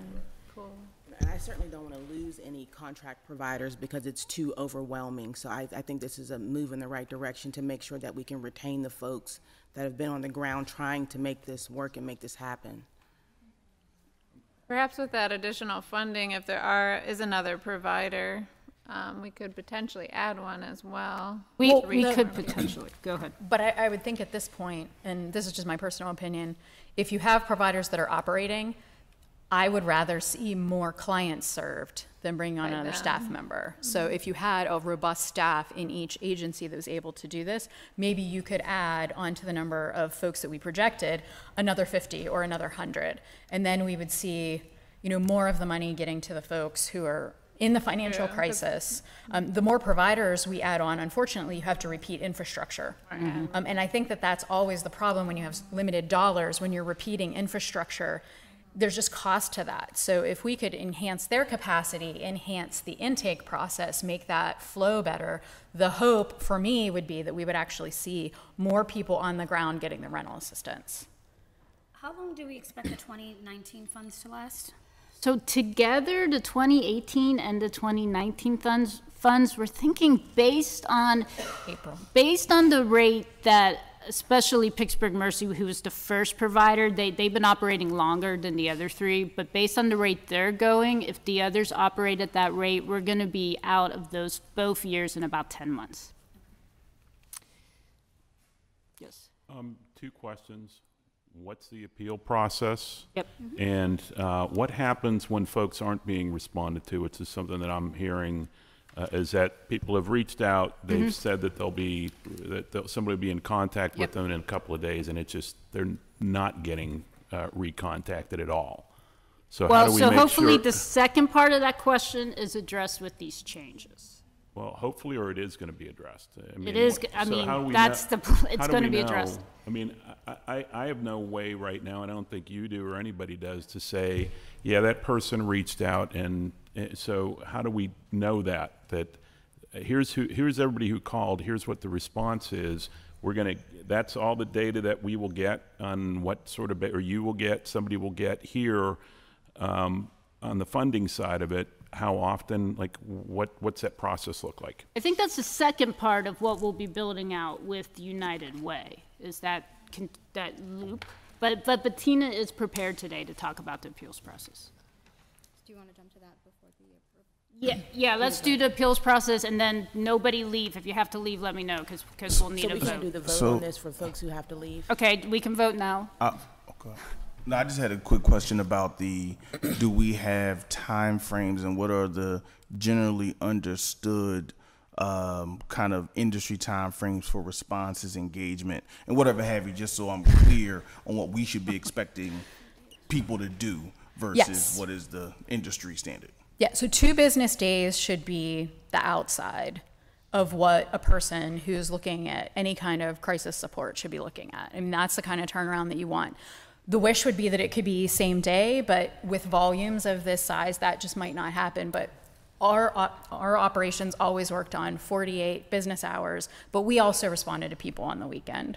And is that something that can be part of our MOUs, contracts? I don't know what it is, but just a general basic understanding that customers will be responded to within a certain amount of days. The only caveat I have to put to that is, say for example, Mercy did have a full-time person that was doing nothing but connecting with customers, and there were 60 calls that day, and they needed to spend an hour with each person or 30 minutes with each person.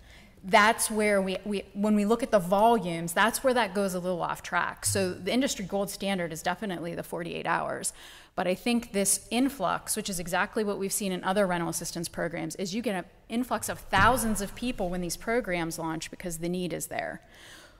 Until you can call out those thousands of calls, which you kind of need just a gigantic effort to weed out all of those calls, then you don't get to the place where service providers can actually appropriately provide service.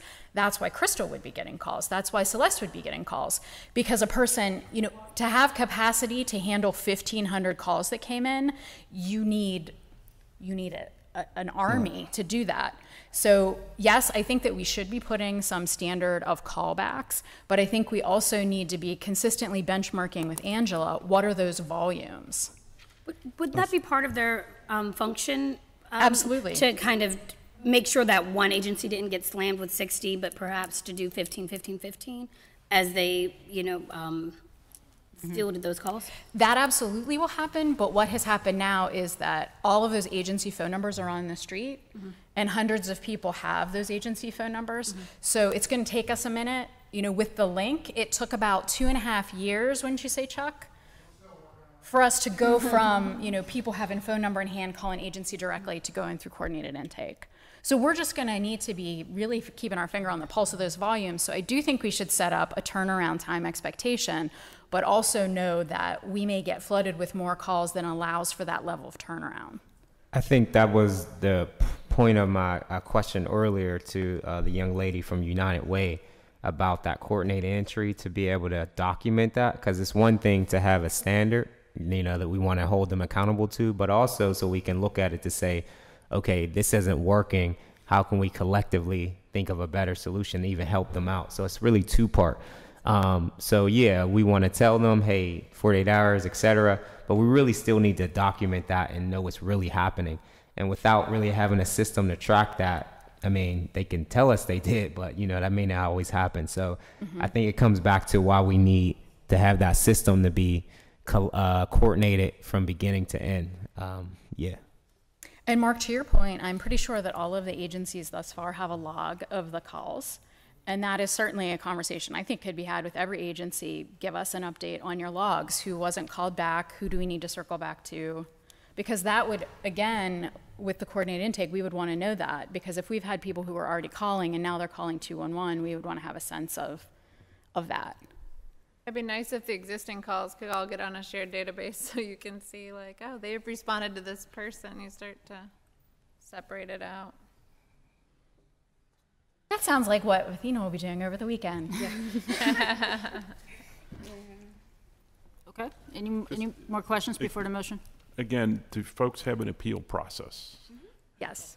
I mean, Well, I want to know before we're giving them more money that there is something out there that is an appeal process. If somebody's turned down, they think it was unfair, as we heard, and I have no idea about that person's situation, but it didn't seem that there was an appeals process.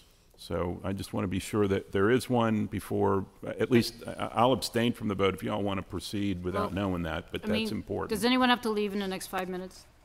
Okay, let's go ahead, Bettina.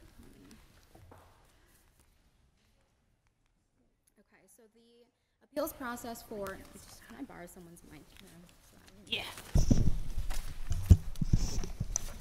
So the appeals process for HSP is displayed on the screen here. So we are putting together an appeals committee that is going to be comprised of 5 individuals. So 2 advisory board members. Adrian is one of them, since she is the homeless representative for HOF. 1 URA staff person, 1 DHS staff person, and then 1 United Way staff person. And the United Way staff person would be different than the person doing the intakes, so that there isn't a repeat of someone reviewing the same case. The way that the appeals process would work. Well, just real fast, the reason those names are listed is because, once again, our legal department is very concerned about confidentiality, and all of those entities have some type of agreement with the URA, whether it be a contract that the United Way will be signing, or we have a data sharing agreement in place with Department of Human Services. So all those folks have some type of legally binding relationship. The advisory board, you know, you're elected by the city of Pittsburgh. So that is why those names are up there. Right. So the process would be fairly quickly, given the emergency situation of the households going through the program.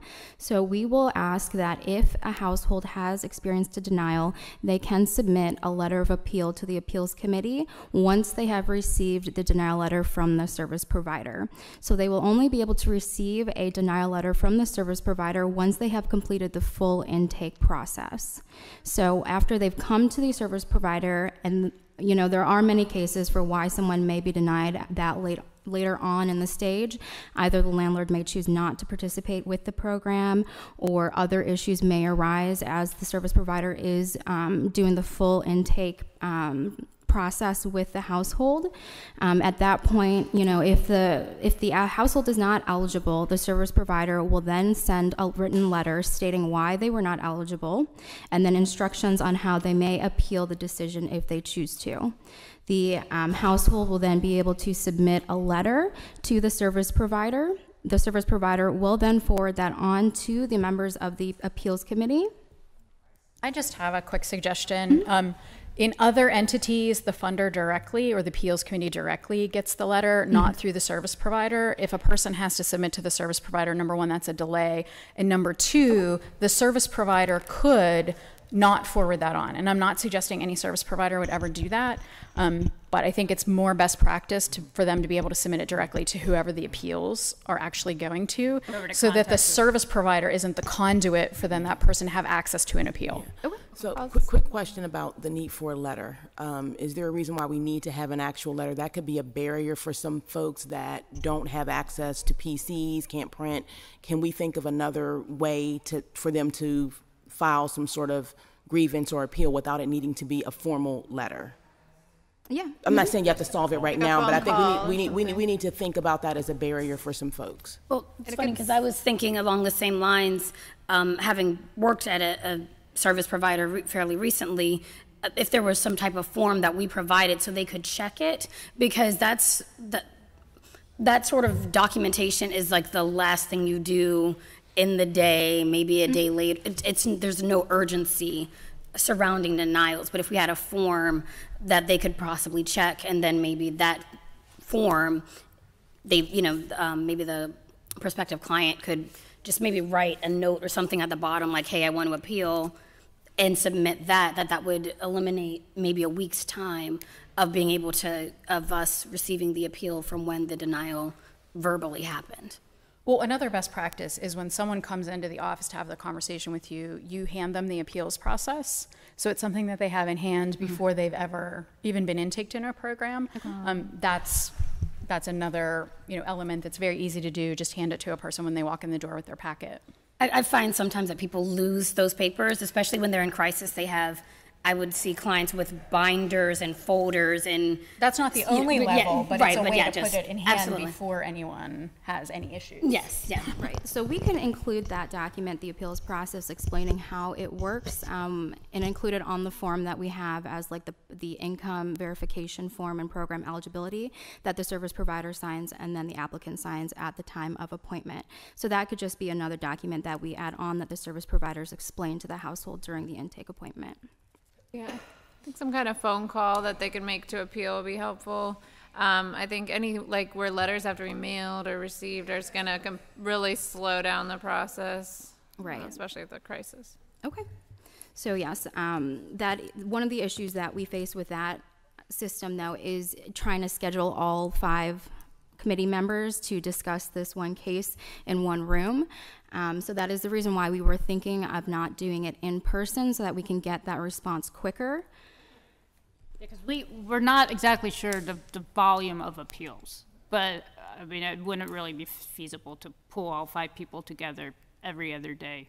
Well, you could gather the appeals, the calls, write everything up, and then we have a meeting, we review the 10 calls that came in or something.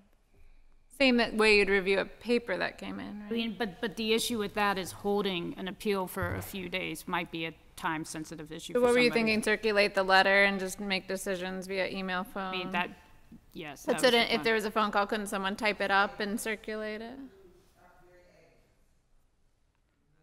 I mean, we're balancing the time sensitivity that some of these clients are under versus the need to take up a lot of the 5 people's time as well. If the person at the point of contact says, I want to appeal your decision, you denied me, I want to appeal your decision, can the service provider then send an email to this committee that says this person asked to, appeal, and then the committee make the decision at that point? So that the service provider, we're paying them to do this, the service provider says this person communicated at the time of the denial that this is what we're going to do. That way there's no letter exchange. It can all be done via email, and decisions can be made very quickly. Okay, so then the proposal would be to at the first point of initial contact to explain if someone is denied the appeals process and then give them the correct information where they can file the appeal at that point? No, we should, if they communicate that, hey, I don't like your decision, I want to appeal, the service provider then sends an email with the person's contact information saying, this is why we denied them, and then it's turned over to committee. Yeah. I think that's an and, though. It's not, yeah, there should be nothing for the client to fill out or do. It can be communicated by the service provider. Just that. You can notify them that appeal is possible, Yes. that they need to ask the service provider. They can, They But we have also the don't appeal. want to put in the hands of the service provider communicating another person's issues. So we want to have, so if I'm a service provider and I chose not to serve you, I have my own conception of what's happening, and I may not always be clearly communicating to someone else what your issues or concerns are. So I don't think that all communication should come through the service provider from a client standpoint. I think that that client statement, their words, their impression of what's happening, their needs, their concerns has to be communicated by them, not through But a the service provider can ask for a statement. Give me your statement as to why you don't think, like, you make your claim right now to the appeals committee, and and then that's sent over. It can be in the words of the client. It doesn't have to be through the lens of the service provider. They can collect their statement and send it over.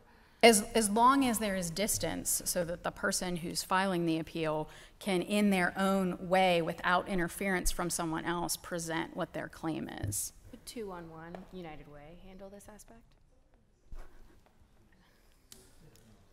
Am I allowed to respond to that? It would not be our position to actually take the appeals, and I will tell you the reasons for that. Number one, we want to make sure that the individual who is filing an appeal, that is being done in his or her own words and their own statements. Number two, we also don't want to delay the process in any way. So we are not case managers, and we want to make sure that we keep the integrity of the system and the process. Now, what I did hear is that there could be a potential answering machine that could exist somewhere other than the United Way that could take someone's phone call, but the United Way would not be in the position to have that information and then parse it out to other entities. I think we're just going to need multiple vehicles, whatever the decisions are. I've had, some people there's varying degrees of literacy, so we should not have a writing requirement. We also should not trust that they have a comfortable, confident relationship with a person that just denied them to be a vehicle to get that accurately through to us. I think that it's a both and we just need to make sure that we have multiple vehicles so that everyone feels comfortable voicing what their problems are and that we're able to respond quickly. And I would hope that whoever volunteers from this committee, from this advisory board, would have the ability to would only volunteer if they had the ability to do this in a timely fashion. So if you know that you 9 to 5 every day are completely booked up, hopefully this isn't what you would sign up to do, because you need ability to be able to respond quickly for all 5 members of the appeals committee. I think it's clear that a letter is not going to work. A letter is going to be a barrier. So I think that we have some brilliant process-oriented minds that can figure out equitable process to make this work and make sure that it's effective. But I don't want to see people fumbling through paper to try to make their case. To me, that just doesn't seem right, and there's a better way to do it, whether that's phone call, they send an email. But I think that our service providers at least need to hand over a denial was issued, they want to file some sort of appeal, and if the committee follows up via phone or via email or whatever means to get their indigenous voice, then maybe that's what we consider. Yeah. What about the idea of a Google Voice? Like if there's a Google number that's set up and the people can receive the phone number and call in, and that would capture their voice, as well as it goes to an email that the 5 people who are on the advisory, review, or they can check that email and identify and call those people back.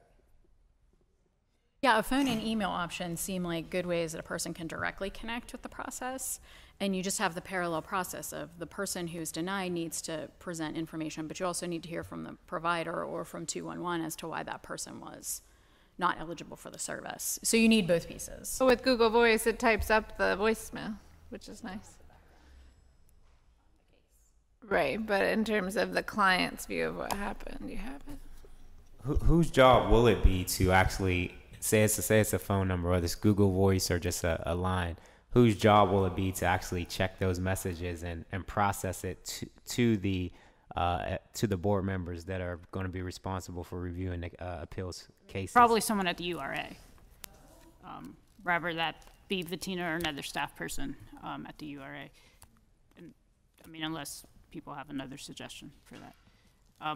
What I'm hearing is I think everyone is in agreement that the concept of the appeals process is needed.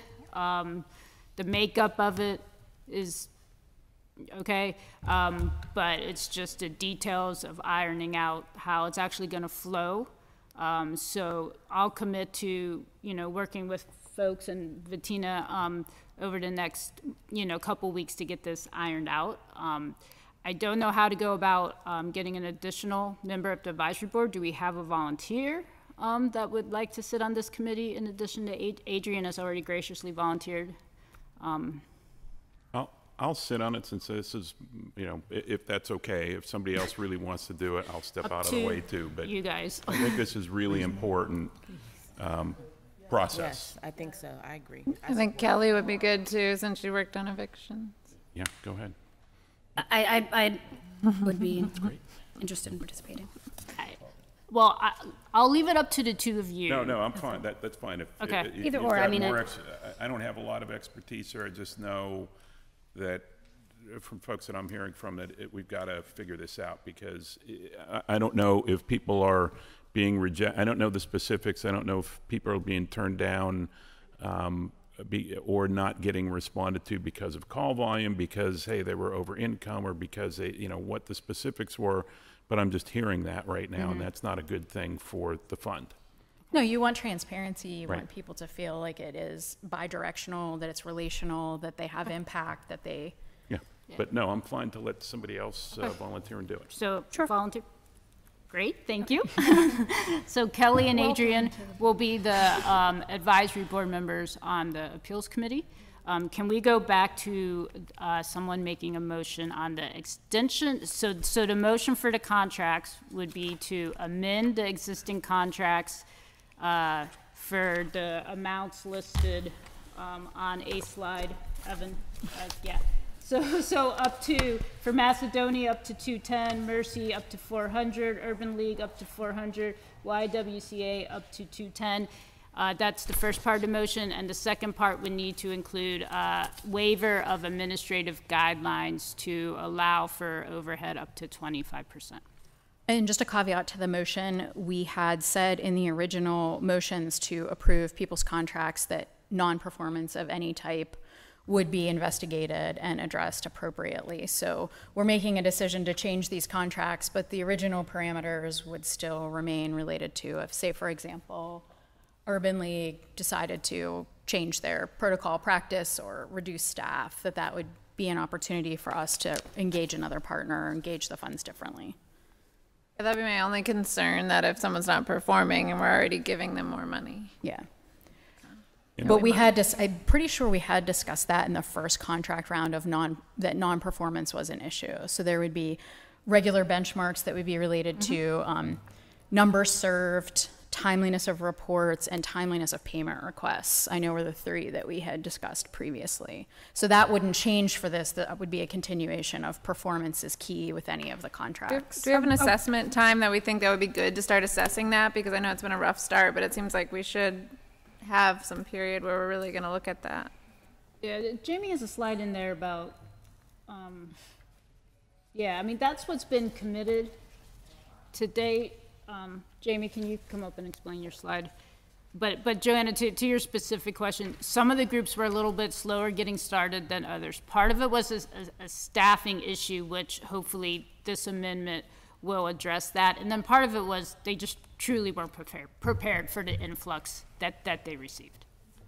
But it seems like by the end of the year, we should be benchmarking because it's September at this point. Okay.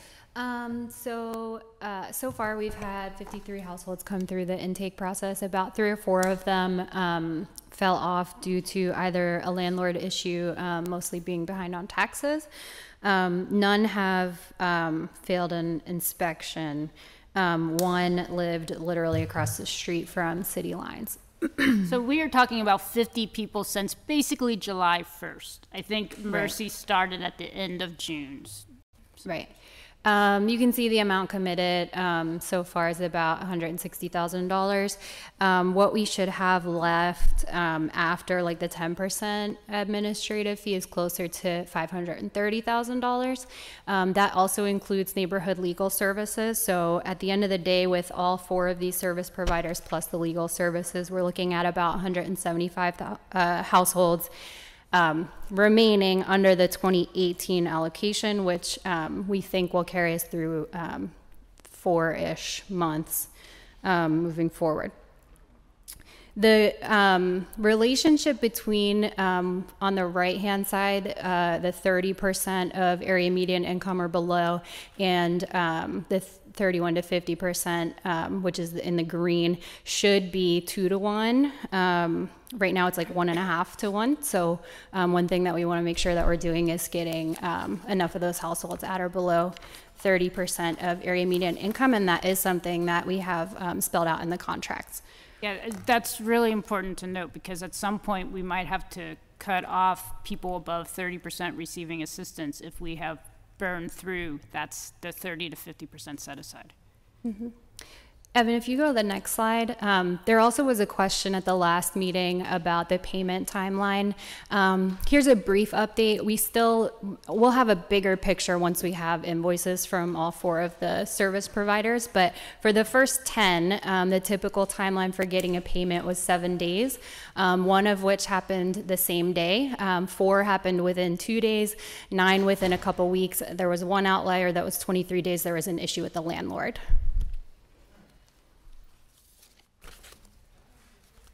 Okay, questions? Not about this in particular, but as we're considering modifying the overhead / staffing costs to 25%, but we're also discussing audits and things of that nature, I'm curious as to what kind of safeguards we're going to put in so that you don't draw down your 25% and then we realize that you're ineffective and because there is some type of, in terms of the amount of people you're serving, because you have to spend it and then get it back, that's kind of keeping them like honest, if you will. But if you were able to draw down your entire administrative chunk, then where would we be for the next 10 months? We'll draw it proportionally. A couple things. One is it will be retroactive because we're amending contracts. So the 25% will be on the full both years contract amount. I just want to make sure to clarify that to folks. But to answer your question specifically, when they send in a payment request with the invoices attached of paying the landlord, paying the utility bills, they can take 25% of in the addition to that so it's not drawdown a each lump time. sum. So it goes out proportionally. Okay, thank you. And we provide them with an invoice template that calculates that for them. Okay, great. How does that impact the number of people that'll be served then? Because it's still a finite amount of money, more of it's going to admin, so that means fewer checks that'll be cut to individuals. I mean, it does reduce the amount cut to individuals. However, because we're amending the contracts today, we are increasing the total amount ready to be deployed to individuals because those contracts will be amended. And I think I don't want to put words in Adrian's mouth, but one of the things too, if we don't do this, then if the service providers are not able to continue, and then that number of households goes down to 0. I was not going to say that. Sorry. So all this new process stuff should enhance efficiency. So even though the organizations are drawing down more in their operational costs, they should be doing this more effectively, more efficiently, more quickly, so more households should actually be able to be served. To date, and I met with the folks at Mercy, if they spent 17 days doing nothing but pulling down voicemails, then no one got served. So I think that we're actually going to see the services ramp up because we'll be more efficient, more effective. It'll be a quicker timeline. So I think it's going to balance out. There may be a little bit more in the overhead, but I think that overhead's going to allow them to actually engage with more folks, which hopefully then on the other side gives us more households served. I wonder if it will actually increase the capacity. I mean, they're going to have more funding, and that'll be nice to pay the people that are already doing the work, but is someone actually going to be hiring more people? I mean, who's the person? April, is there going to be more Aprils, or April just, they don't worry about how to pay April, or April can spend more of her time on this program? So for April is a good example. Only 10% of April is paid for by this program. So if this program can pay for more of April, there's actually hours from April. But you might be spending 40 hours already, I'm saying, and they're using 10% and they're subsidizing it. So by paying for all of April, we're not actually getting more. Oh, but they are. But I think you're getting more people because April's doing all of the admin, so she's not actually directly serving anyone. So they are contributing per se, but they're contributing to something that isn't actually serving a person. Some of the providers have stated they can't continue to contribute from other sources the way that they are for the salary of the people running the program.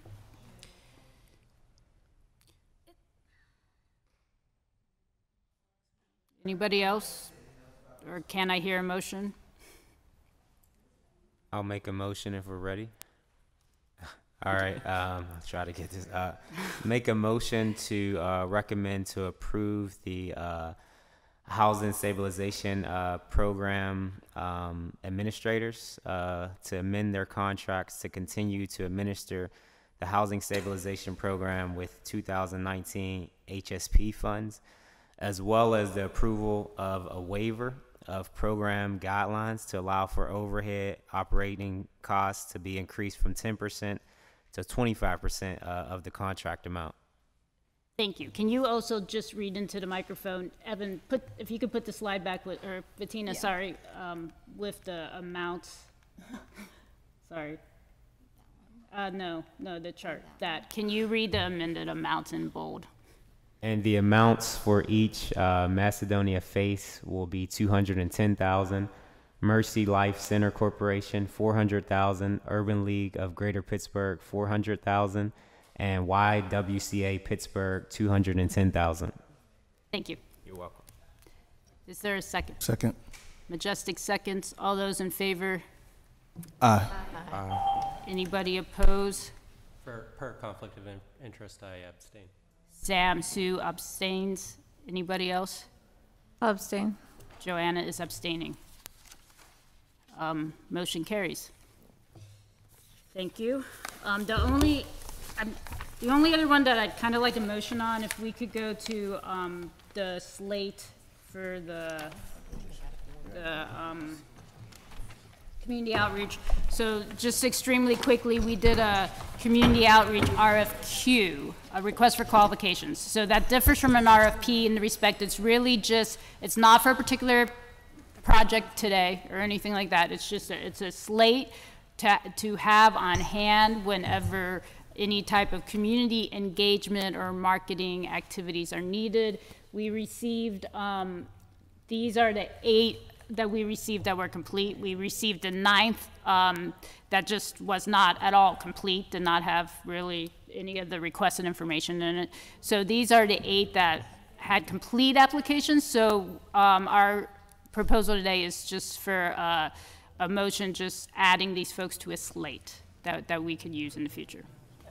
Clarification, you said complete, but are qualified? Like you've already assessed them for? Yeah. Yeah, so we had a criteria for them to submit information that would meet our needs for each of the marketing events that we host or any community events that we host. So they are qualified to do the job. They have different emphasis, some of them. Some are more marketing, some are more for community outreach. So we could utilize multiple organizations or partners for the same event or community outreach, but I think it's great to have this wealth of, or this variety of services available to us when we do need them. So if we do need marketing materials, from billboards to flyers to helping with community outreach in general, these are firms that are well qualified to do that. 2 are nonprofits, and the others all had different types of certification for MWBE.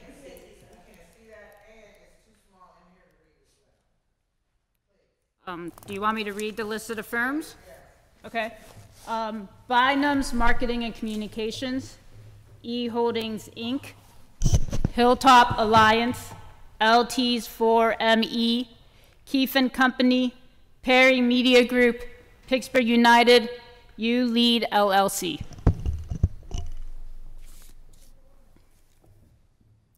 So the motion today would just be to add them to a slate. Just a slate to consider them for this RFP? For potential future activities that the Housing Opportunity Fund Department would need. This gives us a group that's been pre-qualified. That's been pre-qualified. So that way we don't have to spend a month doing an RFP. We could go to the group and look to see who has qualifications specific to the task at hand instead of spending the time. Because we often don't have an additional 45 days before, you know, some type of event or community meeting that we need assistance with. So in essence, it's possible that we could contract with multiple agencies to do different things? Correct. The slate will be current for 3 years.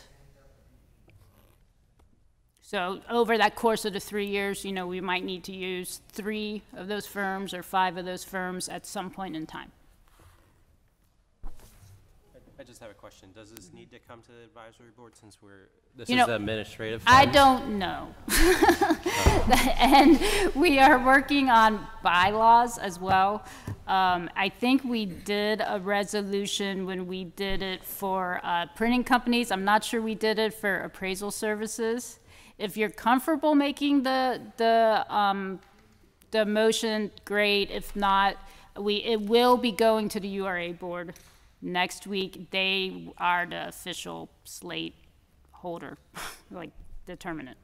How does it get used, the list?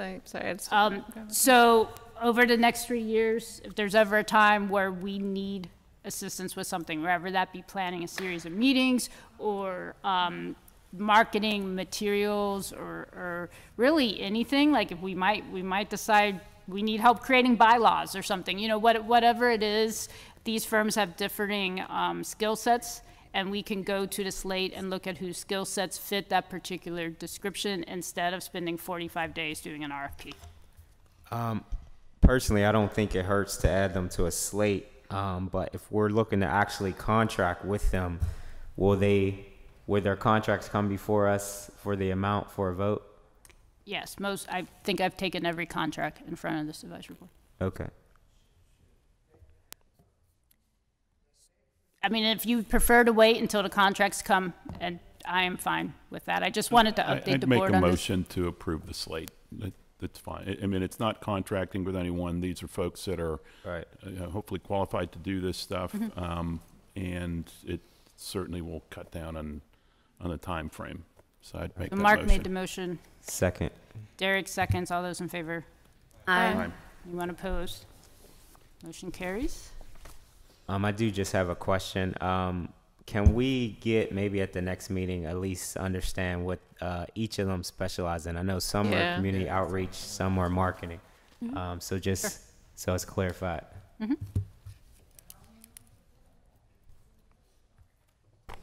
We can send an email to the advisory board as well. Okay, Just a slate. So. I think we've covered most of the agenda. Is there we're over time. Is there any other questions or things we did not cover that you would like us to cover? Did we finish the HSP education? I mean, I actually I'm already late for something I'm supposed to be at. But did we finish the HSP education portion, or was there more? And if so, can we take that up at the next meeting and complete it? Sure. We can definitely discuss it more at the next meeting. The flow chart is in front of you. That's sort of I think kind of the big thing we wanted to get to walk you through. It does reflect United Way as the front door to the program, and then you can see the steps on the flow chart. If there's any questions about that, you know, I'm more than willing to bring it back up next meeting. I will tell you, I think we're going to have a very full agenda with some loan requests next meeting as well. We might need to officially look at making these 3-hour meetings at some point, because I don't see the agenda lightening up anytime soon. I have a general comment also about the appeals process. Not to dig that back up, but to respect the opinion of the senior counsel and the confidentiality. If they go into an appeals process, are they signing a waiver or anything like that? Because there will be two advisory boards members on the committee. Is who signing a waiver? The client? The client. We can definitely talk to our attorney about it. Yeah. We have waivers right now that they sign. Yeah, so we do have a waiver that they sign that they give permission for us to share their information with appropriate parties involved with their case. I mean, is that really applicable? Because we signed a confidentiality agreement as well. Well, you signed a conflict of interest agreement. Right. Nobody has signed a confidentiality agreement. We've issued a letter regarding confidentiality. We're talking to our attorney about potentially asking you to sign a confidentiality agreement.